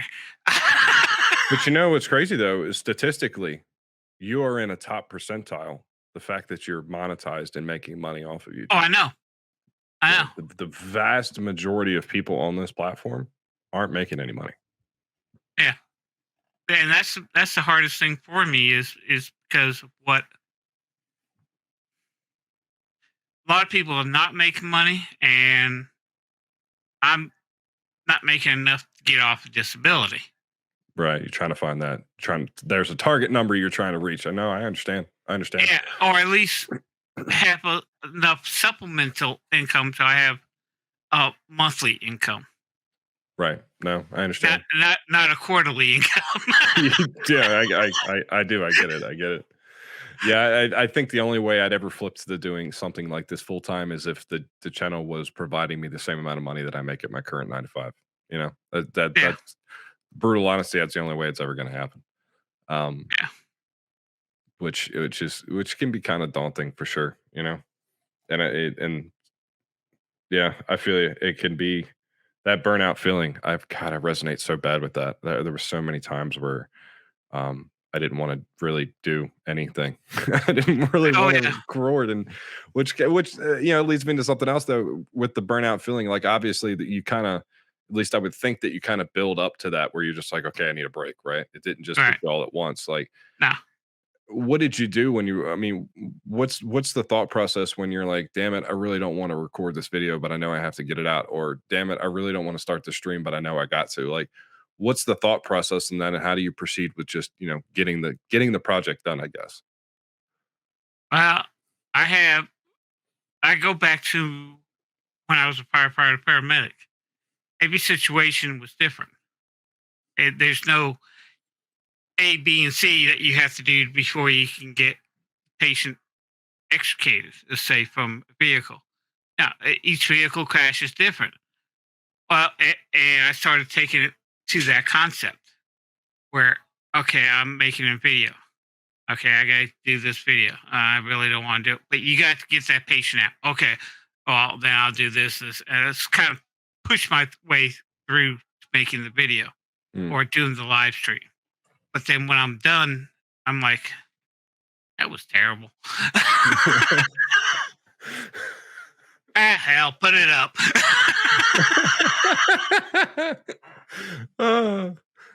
I hear you some days. I do. I definitely hear you some days. And when I get to that point and I'm hearing myself, oh, I just put it up, it's time. I know it's time to take a break. I hear you. See, regarding the paramedics and the firefighter, what drew you to that career field? What was it about that really drew you into that? Well, I started when I was 15 as a Wow. junior Okay. firefighter. My grandfather was an on-call firefighter.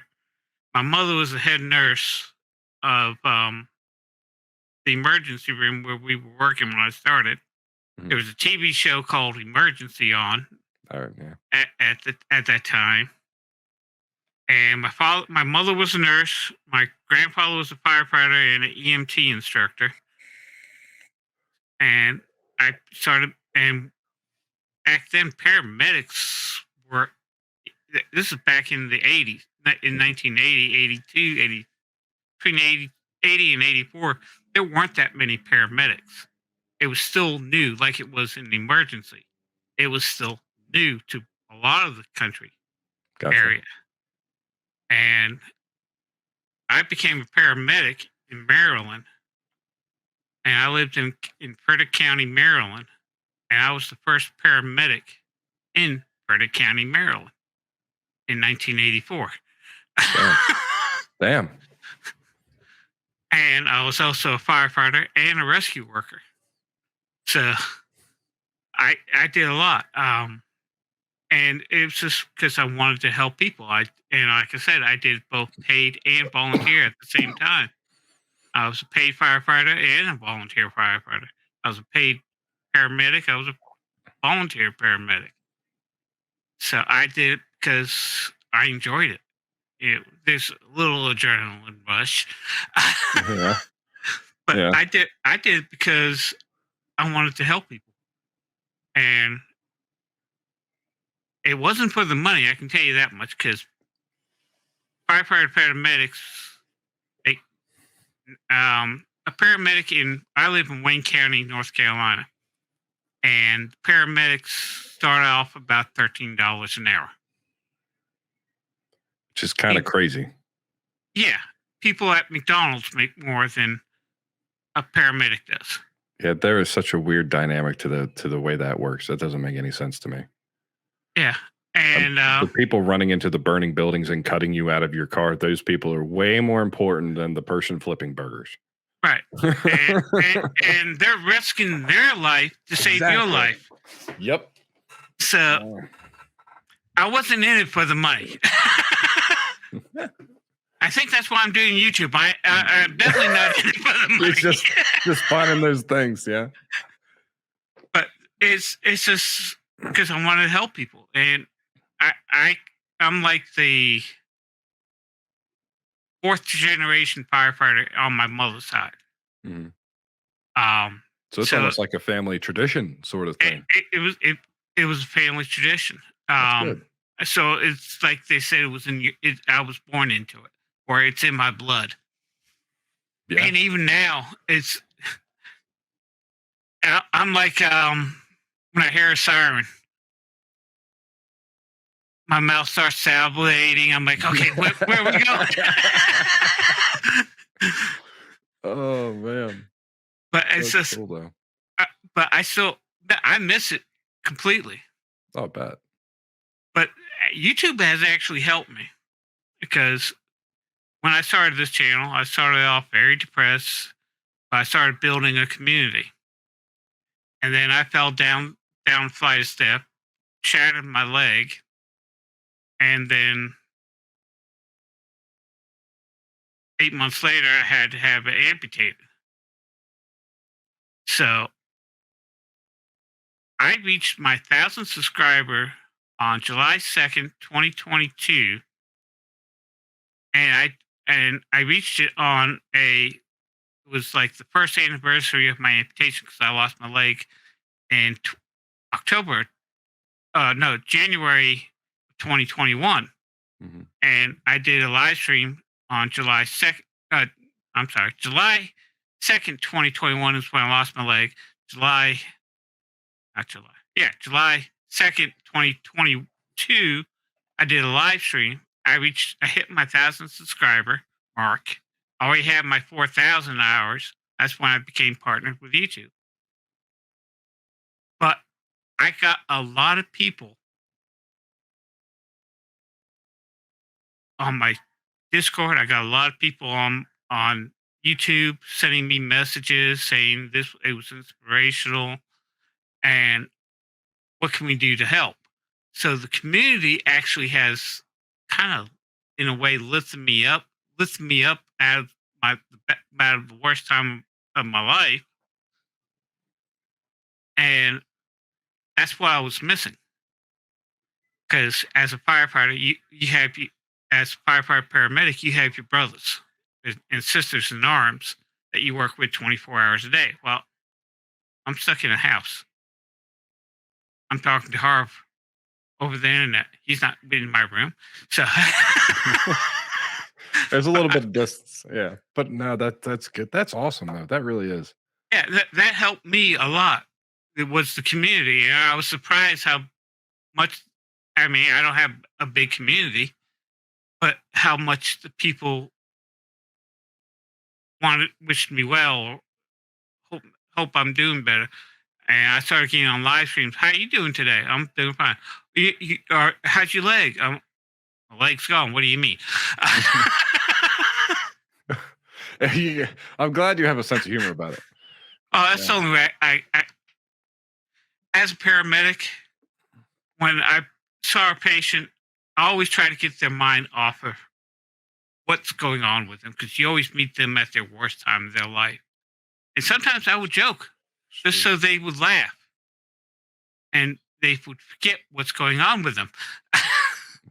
That's important, I think. Yeah. And I just kind of put it towards myself now. Kind of. I have my good days, I have my bad days, but Good. the channel itself, YouTube itself, community has helped me out a lot, and I really do appreciate my community. Damn. That's good though. It's good that you Yeah. found that way of doing that. Yeah, I can't imagine. I can't imagine having that bond with so many people and then all of a sudden not having that. That It's hard. yeah, I imagine. Yeah, that's yeah, that's got to be a strange thing to try to adapt to. But it feels like you almost kind of did in your own way, for sure. Yeah, you have to. That's the only way you can survive. And Yeah, if I didn't adapt to it, I'd probably be 300 pounds, eating bonbons and watching TV. it's true. This is true, man. Definitely. I gotta keep active. And you don't become active, you lose a big part of your soul. I agree with that. Yeah, if you get complacent, lazy, idle. Yeah, yeah, it's that old saying, "Idle hands, Yeah. double to work." Yeah, that's wild though, man. I think it probably helps you. I would imagine that you to take on a profession like that, you have to have some sort of I think you have to have a certain amount of will and determination, which I think Oh yeah, probably has helped you a lot in this stage in this game. You know what I mean? yeah. That's Well, let's put it this way. As a firefighter paramedic, it is not a career; it's a calling. Because you see a lot of terrible things oh, that happen yeah. to a lot of terrible people, and it messes with your mind. That's why I have post traumatic stress. Because when I was young, I had a chief that said, "You get a bad call, just push it down." Well, you don't want to do that. But I did that for 35 years, and when I stopped, and my brain Caught got up. my brain was like, okay, why aren't we thinking about saving people? Oh, yeah, that's right. We're disabled. We're not doing anything. Oh, we're just watching TV. Then everything just starts coming rushing back out. Yeah, man. Oh, So I found yeah. if I keep myself, and that's one of the reasons why I do this channel now full time, is just keep myself busy, keep my mind active. I need to get to the point where I don't need. I want to get to the point where I can at least have a good supplemental income, but I need to get to the point where I'm just enjoying it and not concentrate on getting views, not get, just do it. Yeah. And that's what I want to get back to. And I think that's what I need to start getting to. Yeah, I would almost suggest that you make some videos talking about where you were at and where you're at now, man. I mean, that's I don't know if it seems like it to you, but from the outside looking in, that's a pretty incredible story to experience what you experienced and not let it get the better of you and still kind of come out the other end and still trying to maintain that forward momentum. Yeah. To me, that's a hell of a positive. That's a hell of a positivity message. You know what I mean? Oh yeah, it is. And I was on September 12th of '01. I was at the Pentagon doing search and rescue, Oh my gosh. and an incident happened that I completely blocked out of my mind until 2 years ago. It popped into my mind just before I started concentrating on this channel. That I was in charge of a rescue team going into the collapse part of the building, and one of my teammates, who was 6 inches away from me, went into one pocket and it caved in and crushed him. Oh my god. And I was 6 inches away from him. Holy shit. Okay. And I blocked that out until about 2 years ago, almost 10 years. And when that came out, that hurt me hard. But when I started doing this channel, even though I didn't have a big community then, my mind was concentrating on something different. And my mind wasn't as cluttered as it was. I started working and just getting my mind off of that. And that's why I want to do this. I mean, I could technically live off of my disability the rest of my life, but I'm a workaholic. I got to keep my mind busy. I think it's a good mentality to have, but yeah, I think the message that you have and the things that you've been through, man, I would highly recommend thinking about maybe even doing some videos about that, because I feel like there were probably a lot of people all over the place that might have not come out of the other end the way that you are. Maybe they are sitting on the couch eating bonbons, watching TV, and maybe they do need to hear something like that. Yeah, I was on powerful shit, man. That's heavy. Yeah, when I lost my leg, I did and it was COVID-19 came out at the same time I lost my leg. So I actually went to a therapy group online. And one of the things, when I first got my prosthetic, the prosthetic person told me, it's going to be, you're going to have to use a cane or walk until you get used to the leg. Well, they popped the prosthetic on me. I started walking with the cane, took 10 steps, threw the cane down, turned around, and walked. And she's like, "You're the first person." You're the first person that I've seen do that. There is a level of determination that you have, sir, that is a rarity. Well, I'm a redhead, so I'm stubborn. Oh, okay. Fair enough. Okay, so just stubbornness. Hey, you can use that to your advantage sometimes. Hey, it took me 30 minutes to drive. Learn how to drive with a prosthetic leg. It's my right leg, which is your accelerator leg. Yeah, it only took me 30 minutes to drive, and I was back driving like I normally was. Holy shit. But I'm a stubborn redhead. I don't give up. You can use that to your advantage, definitely. Yeah, that's awesome. That's awesome. And I talked to a few people in that group, and like I was when I injured my back. I was just so depressed. I wasn't working. I vegged out on TV. But there was people that lost their legs, and they're not even using walkers. They're just using wheelchairs because they don't want to be bothered. And I told them what I did with my prosthetic and how long it took me to drive, and they're like, I still have.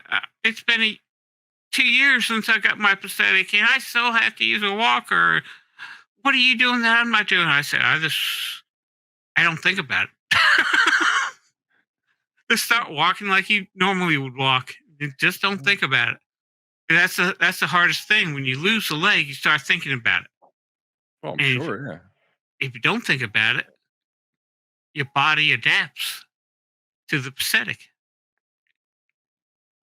That's the key to it. I bet.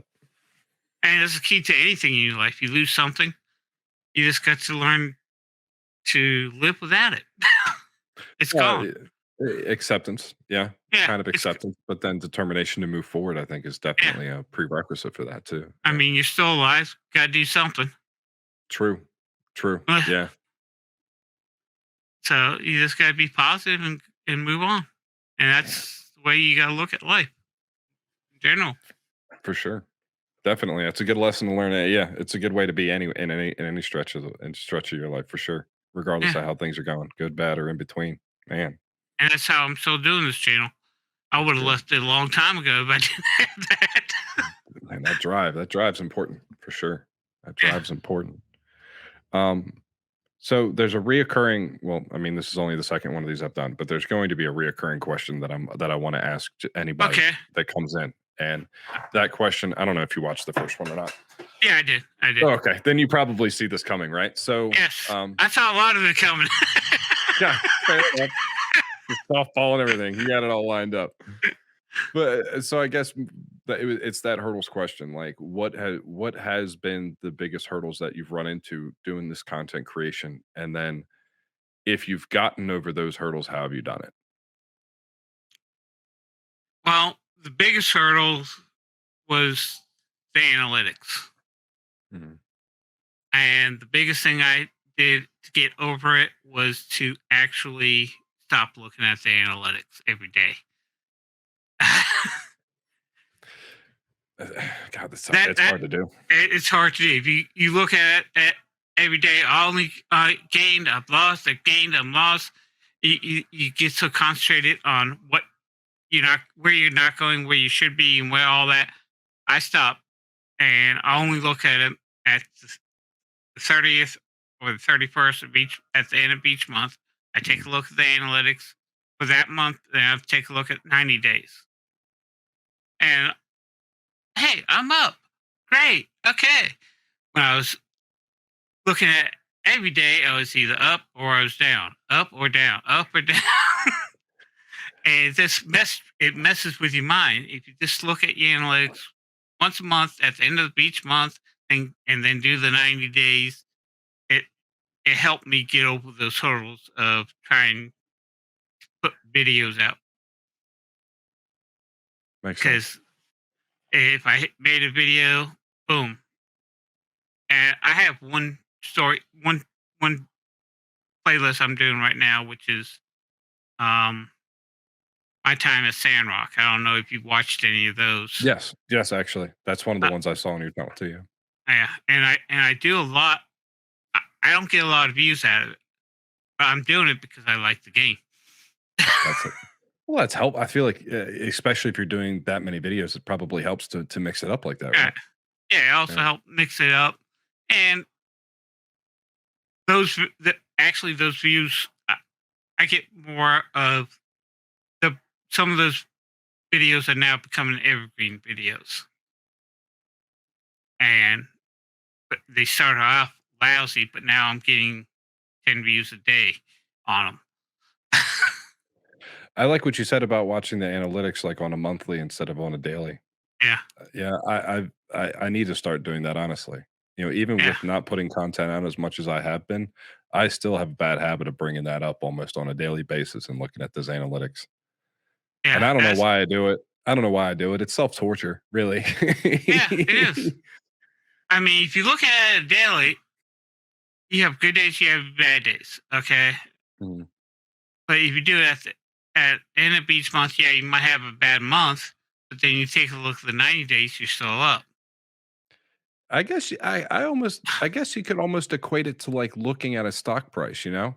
Yeah. Like if you look at a stock price on a company through every day for a week, it's going to be up, down, up, down, up, down, up, down, up, down, up, down, up, down. But if you look at it over 30 or 90 days, it's probably a lot different. Hmm. That And makes a lot of sense. that's what you have to do, and that's the only way I could get out to making videos. Yeah. Because if I concentrate on each single video in the first 24 hours of how it's going to do, I would be in the looting bin right now on most of my videos. Yeah, I'm not gonna lie. There were times where I would have a second or a third monitor up on my desktop and it would have the YouTube analytics on it 24/7. Yeah. 24/7. And it would go, and it was like, as it would go up and down, my emotional roller coaster, that's what it was. It was up and down, up and down, up and down. That's helped Oh, me out a man. lot. That definitely has helped me out a lot. This not watching, I even like though that I idea. see, even though when you go to your dashboard and you see the last video release and the last 24 hours, I don't want to see that. Like, yeah. Yeah, you mentioned that too, and I think actually, now that I think about it, I probably have gotten most of the videos that I've ever put out have gotten more views after that 24 hours than during that 24 Mhm. hours. I don't know why we're so fascinated with that 24 hours thing. I think it's because like big, massive YouTubers that have millions of people following them around immediately watch it when something comes out, Mhm. and maybe we compare ourselves to that when it's really not necessary. Well, YouTube itself says gives you the analytics. The first 24 hours of this video only did this. Yeah, Okay, but what has it done in the past 3 months? it's true. Yeah, one's considerably more important than the other. That's for sure. Yeah. And I'll give you another thing. My live streams. I have one live stream. I only had 15 views during the live stream. I come back, and that was on a Wednesday. I come to do the Friday live stream, and that video went from 15 views to 225 views. I got more views after the live stream than I did before the live stream. You almost have to look at them as another video and not an actual live stream, Yeah. almost. And unfortunately, with a live stream and you do the rebroadcast, yeah, you can go back and edit it and do that. But I'm not that. I'm not that good of an editor. I don't do it. I've never done it either. I felt like it was too much Yeah, work, and especially if it's a long, I mean, you're looking at 4 hours of stuff you would have to go at four to through, five right? hours, it gets hard to do that. Yeah, And yeah. on a live stream, and I have this is my saying. I don't know if you can see it. Wrong button. I say that a lot because I keep on hitting the wrong button. But in a video, I can edit that out. I can't edit it out in a live stream. That's true. Yeah. Yeah, all the mistakes are there, but I think that, I don't know, that kinda adds to the charm of it, I think a lot of times Yeah. is seeing that, yeah. Yeah, Actually, yeah. I made a video when I was doing World of Tanks. I actually made a video of the bloopers that I did playing World of Tanks, and I got higher views on making bloopers than I did making regular video content. I believe it. Well, I think, well, especially the bloopers relating to the video games, at least depending on the game anyway, you might see people watching that just because it's a bloopers reel of something when they're not Yeah, even interested in the game. They think it's funny, you know? yeah. You kind of appeal to a bigger audience sometimes with that, I think.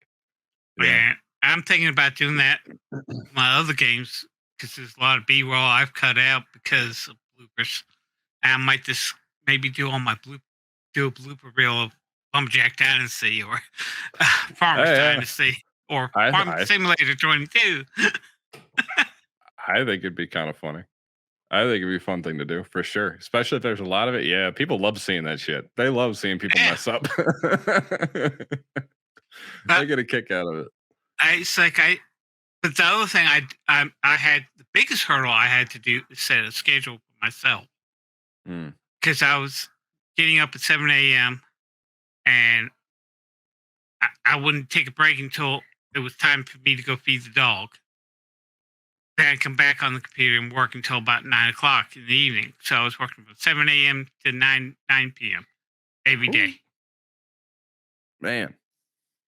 And I'm like, I need to set a schedule. Okay. So I get up at 7. So I'm off the computer between 4 and 5 every afternoon now. Take take a little break, watch a little TV, then go to bed. And that helped me out a lot with my burnout. I'm not as burned out as much now because I'm not working as many hours as I was. Oh, I think creating a schedule for yourself is incredibly important. Incredibly important. I found that Yeah. out a little too late for me. I think I was already so just crashed and burned with it. Oh, yeah. It was, especially from my perspective, it was, the full-time job and having kids. And I mean, at the time we had dogs too, and you try to balance all of that and then try to fit in the moments of getting recording and editing done. And it can be very overwhelming very quickly. And it's Yeah. so easy to I think it's easy to do that with anything you're passionate about, right? It's super easy to hyper focus on that, and then you miss out on all the other little things too. So I think that time management is something that's key, that I think a lot of I think it's probably pretty common with any content creator where you run into that bump of, okay, I need to get some sort of structure, because if I don't, I'm going to lose my mind. Yeah. You know. And the next thing my next hurdle, and this is the hardest one for me, is because I do simulation games, but I don't plan out my videos. Mm, There's people like Harris Hell. He'll write out a script for a video. I don't do that. I just get on the game. Okay, well, I look at the game where I'm at the game. Okay, I'll make a video on this, and then record a video. I need to start to the point where, okay, this is the video I want to do. This is okay. I need to do this, this, and this. Okay, set up the recording, then record it. Figure out how I'm going to record it, then record it, and then go on for that. mm, So, yeah. right now, the way I have my schedule is like I'll do one day of nothing but recording.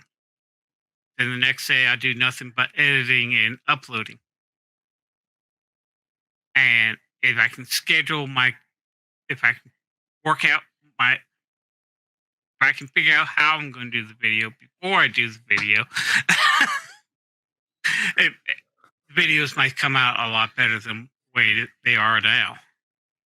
I think it would definitely help with your editing as well. It Yeah. definitely did for me. When I started, is at first I pretty much did what you did when I was doing the gameplays. I just kind of turned it on and just ran with it. All right.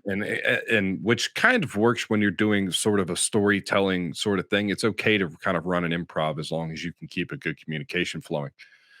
But what I found is that when you did that, if you did that for like 5 or 6 hours straight, you had to go through every single inch of that audio to see what was worth keeping and what wasn't. Hmm. Where if I went in with like a checklist of, I want to accomplish A, B, and C, and kept it kind of general, like not really hard line define it, just kind of kept it a little general, it gave me enough leeway to improv and add little funny things that might happen along the way, or it may be informative things that might happen along the way, All right. but then also kind of keep me focused. I think Yeah. that was really helpful. Yeah. Even if it's not like everything is scripted to a T, having a general synopsis of what you're going to do before you walk into it. I've seen, when I was recording gameplay stuff, it was, the editing process almost cut itself in half once I started doing that. Yeah. And it sometimes it takes me 6 hours to edit a video. I hear you. I And hear you. it was 12 hours to edit one video. I'm down to 6 hours now. Hey, Uh, that's progress.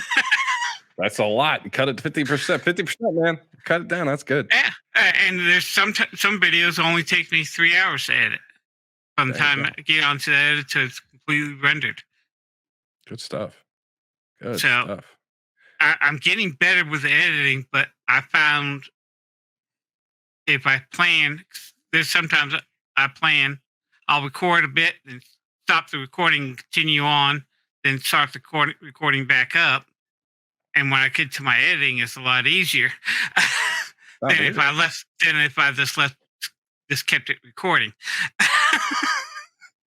So Yep. you gotta watch every frame by frame. Okay, I can cut it here. Okay, I cut it here, take this part out, and then I found that if I just stop and start the recording, I found it's a lot easier when editing. I might have 10,000 clips to put together, but it's a lot easier to put the clips together than it was trying to cut out the clips. I hear you.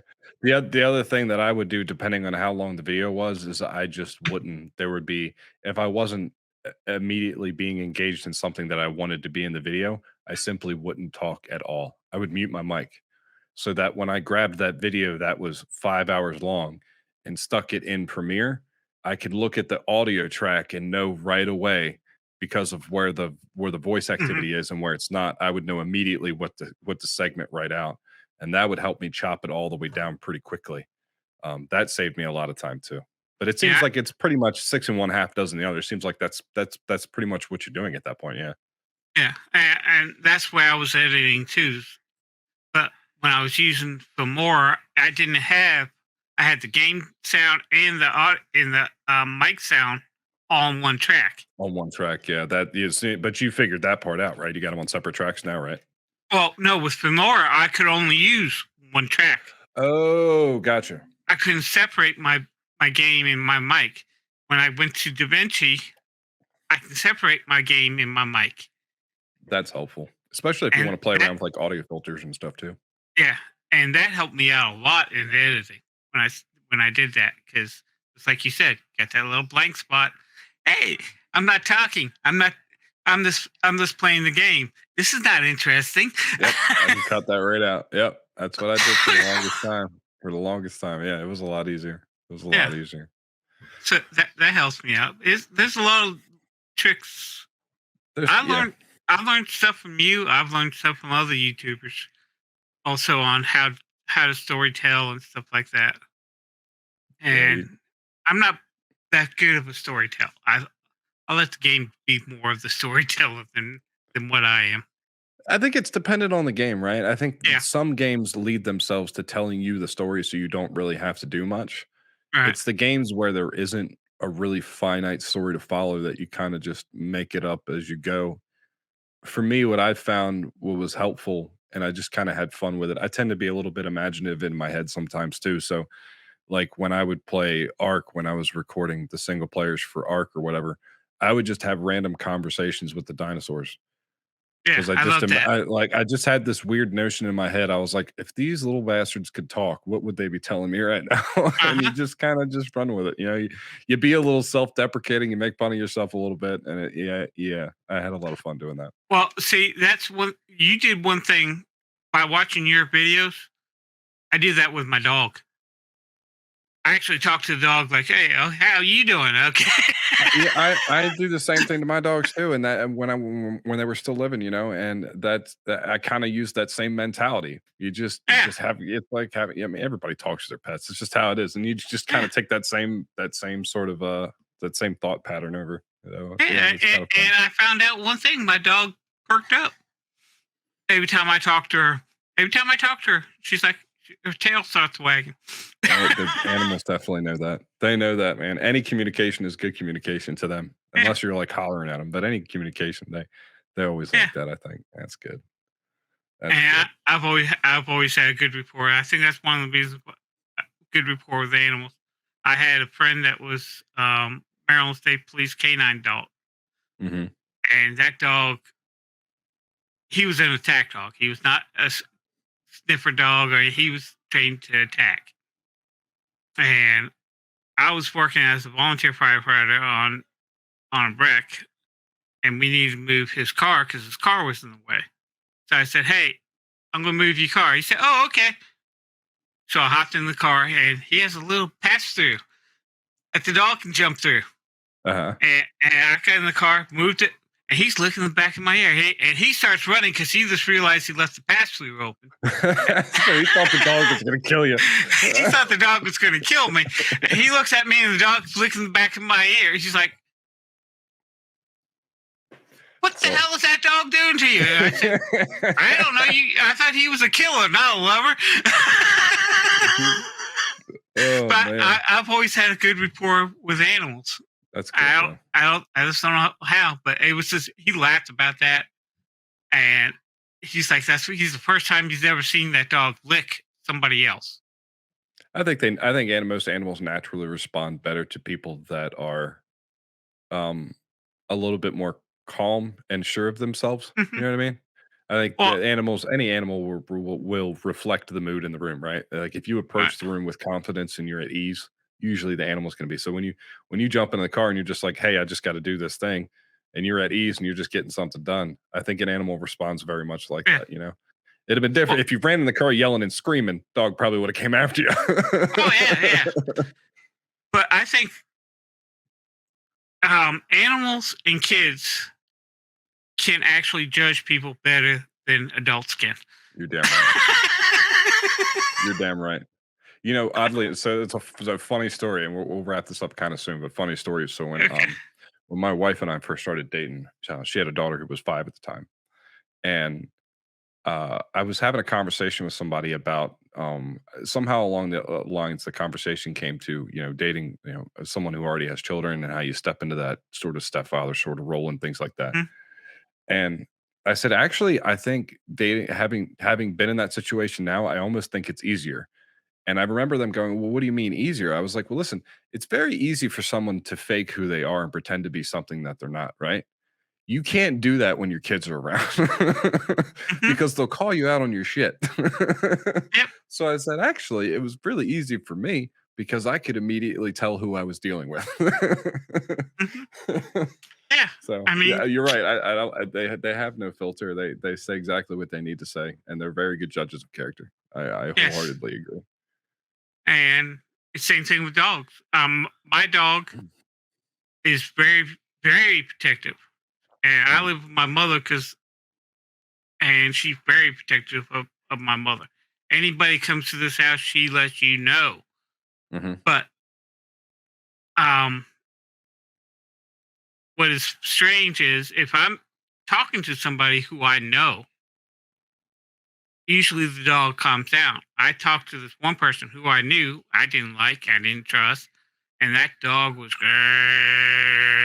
the whole time. I'm like, They can read the okay. room.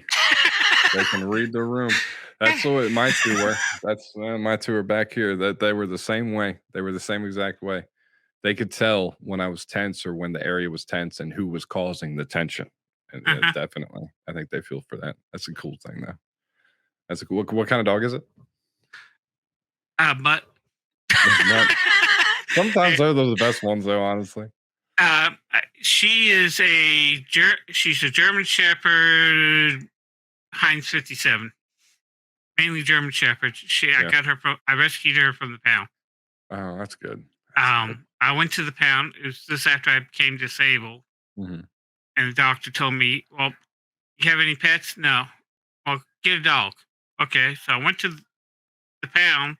And it was like 15 minutes before they closed. And I was just there to check out, find out what I needed to do to get a dog. And I was, they started showing me around. This one dog kept on howling at me, so they put me in a room with her, and we got along great. Okay, I said I'll come back tomorrow. I have to go get dog food, dog bowls, and all this, and Oh, yeah. then I'll come back tomorrow. They said nope. What do you mean nope? We're putting her to sleep as soon as you leave. Oh, Jesus. And they're like, and cost for a dog, it costs $45 for a dog. Yeah. And I'm like, well, I don't have any food right now, and I don't have any dog supplies. They said, okay, we'll charge you $10 for the baby shot and the RFI chip. The chip, yeah. Okay, we'll charge you $10. We'll give you a month's worth of food. We'll give you dog dish, and we'll give you 4 leashes. Sold. So for $10. Okay. Because they didn't want to put that dog to sleep. The dog had been there for 6 months. They only keep the dogs for 3 months, but that dog stayed for 6 months because they didn't have the heart to put it down. Yeah, And I can't imagine working in an environment like that. I think it takes a certain type of person. I don't think I have the fortitude to be able to sit and watch that every 3 months, something like that happen. I just don't. Yeah. I'd have like 85 dogs at my house. But that's one of the things. That's one of the things I like about rescue dogs. They're actually my ex-wife, and thank God she's my ex-wife. My ex-wife bought a purebred Maltese dog. Oh, okay, yeah. Okay, that little ankle biter. Yep. Yep. Okay, and she paid over $1,000 for this dog. Okay, that dog never listened to her at one. Dog would listen to me all the time. And anytime I came into the room, that dog came to me. It never left my side. It was her dog, but when I was there, that dog never left my side. But well, they bond with whoever they connect with, right? Whoever's showing yeah, them attention or building them a structure. It's almost like a child, right? Like yeah. who's providing structure, who's providing direction, and if they're only getting that out of one person, they're only going to respect that one person. It just makes sense. But when I got the rescue dog, it was the same thing. That dog never left my side until I moved into my mother. Now the dog still, at nighttime, she's right now laying next to me on the floor. But my mother stays downstairs during the day. That dog is downstairs by my mother. She's there because she knows that my mother needs to be guarded. Guard duty. Yeah, dog looking for a purpose, especially that German Shepherd in her. You know, Oh, it's a yeah. working dog. You want task driven. Oh, she actually patrols. Yeah, my Dobies would do the same thing. They would never they would pace. They'd pace Yeah. laps around the house because that's just what they did. Well, my dog, when she goes out in the yard, she has to patrol the fence. Mm-hmm. And then she goes place. Then before she comes in, she has to patrol again. Then she comes in. And sure everything's good. Right. And she'll stay during the daytime. She mainly stays downstairs, but she'll come upstairs. She'll come look at me. Okay, you're here. Then she turns around and goes back downstairs during the day. Just check and make sure I'm still here. That's a good though. It's good to have that. And then in the evening, I'm usually watching TV, and she's either sitting in my lap or she stays with me until I go to bed. And at nighttime, she goes up and down the stairs at night, guarding the house at night. That's just that with a working animal, a lot of working dogs, especially like shepherds, and like I said, I had Dobermans that were the same way. That they want to be doing something. They feel compelled to be working. They get satisfaction out of it. Really, they do, and it's just something that's just like me. I have to be doing something. If I'm not, I'm down, depressed, and everything. So. Yeah, well, it's a good way to be. I mean, because there's a lot of I would venture to bet that there are people that have been or have gone through, maybe not directly, but there's people that have gone through some of the things that you have gone through and aren't still pushing. I think there are. Unfortunately, there are. It's just like you said, there's something on TV eating bonbons somewhere, you know. So that was a heck of a story, man. That was a heck of a story and a good message. I think so. Yeah, you just gotta work. If you give up, you give up. Yeah, you're just waiting to die. I'm not waiting to die yet. Yeah, there you go. There you go. Well, I think it's I sometimes get told I'm playing semantics when I say this, but I think there's a big difference between work and effort, right? So like work is something that you do, you know, most people do to gain money to do whatever with. Effort is something that you have to put forth into anything in your life. Anything, you know, anything that's worth a damn anyway, you know. Yeah. And it seems like you definitely have that effort, and it's good to see that. Yeah, you just got you got to have a reason to wake up every morning. True purpose. And if you don't have that, or if you lose that, what do you have?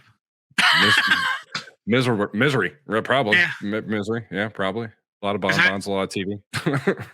And through my career, I saw a lot of people like that.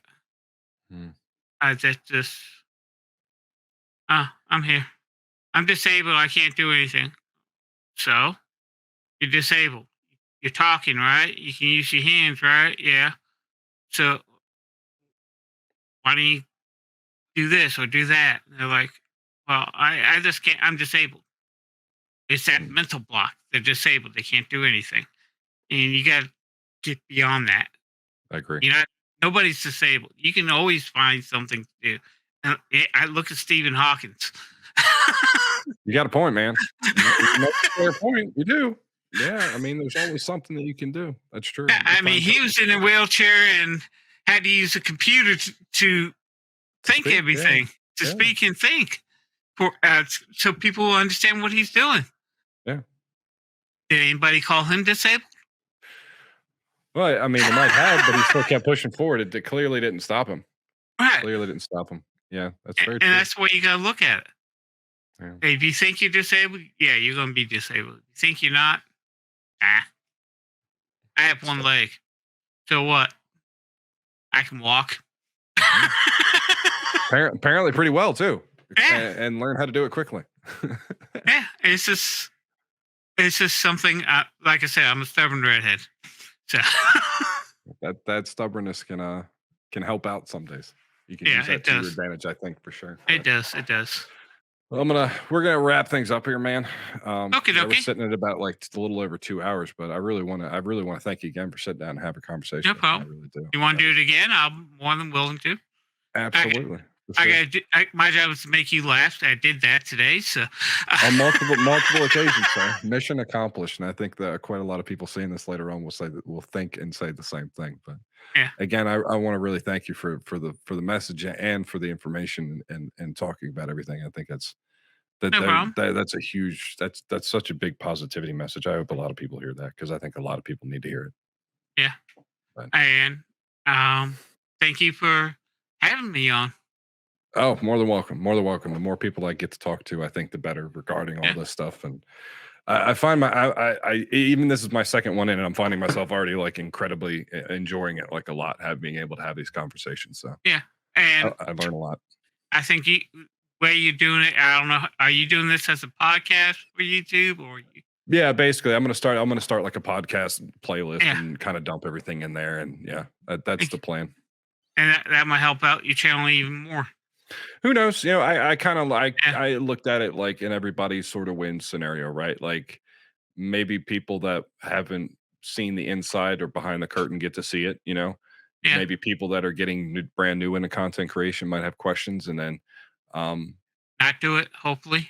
yeah, or realize what they're getting themselves into, right? So they're not Yes. seeing it through what are they? They're seeing it through the correct lenses, right? They're not going in there unprepared or Well, maybe see, completely by surprise. Like they know the frustrations, I'll put potential it this. frustrations they'll run into. I'll put it this way. For 35 years, I saved lives. Okay, if they watch this video, I might have saved a life, and they don't get into YouTube. Oh my god! No, I don't. I don't mean that. I'm not saying that as a joke, but it I is get good. It does give them a good insight of what they have to do. Right. And then I also look at that, even though there's not a huge platform here yet, I also look at it as an opportunity that maybe people are watching this video that have never seen your content before, right? And then Yeah, maybe they might be interested by seeing it, you know? yeah, So I kind of feel like it was an everybody's wins sort of scenario. So it just seemed like a no-brainer to at least try to do and just do for a while. And I'm okay. enjoying it so far. I enjoyed the opportunity, and as I said, I've been watching you for I don't know how long have I been your sponsor. I know Oh I showed man. up so many times at the end of your videos. Yeah, it's been out there for quite a while. Yeah, I actually turned Patreon off. Yeah, I know. Yeah, I turned that part off. But 'Cause, yeah, you've been there for quite a while. Yes, sir. yeah, I might not did a lot of comments. I know we've only talked once or twice on On Discord, I think, Discord, yeah. but Well, I got a lot I more free time now, so it's easier. yeah, but I found your videos very interesting, and I mean I I kind of use you as a model for some of my stuff. I use other people as models. I don't try to mimic, but I do try to use your influence on the way you make your videos too. I appreciate that. And I think it's natural to pick and pull from different things, Yeah, you know? and the biggest thing is you just got to be you. If you're watching this, best way to grow on this channel is just be you. Don't be Mr. Beast. Just be you. I agree. I agree. All right. Well, with that, Sarah, I'm going to wish you a good night. Okay. You have a And good night. you as well. And I will, you'll probably be seeing this fairly shortly. But Okay, I'll watch I'm it. sure I'm sure I'll talk to you on Discord between now and then. Okay, and I'll be around. All right, sir. Take care. All Have right. a good night. Thank you. Bye bye.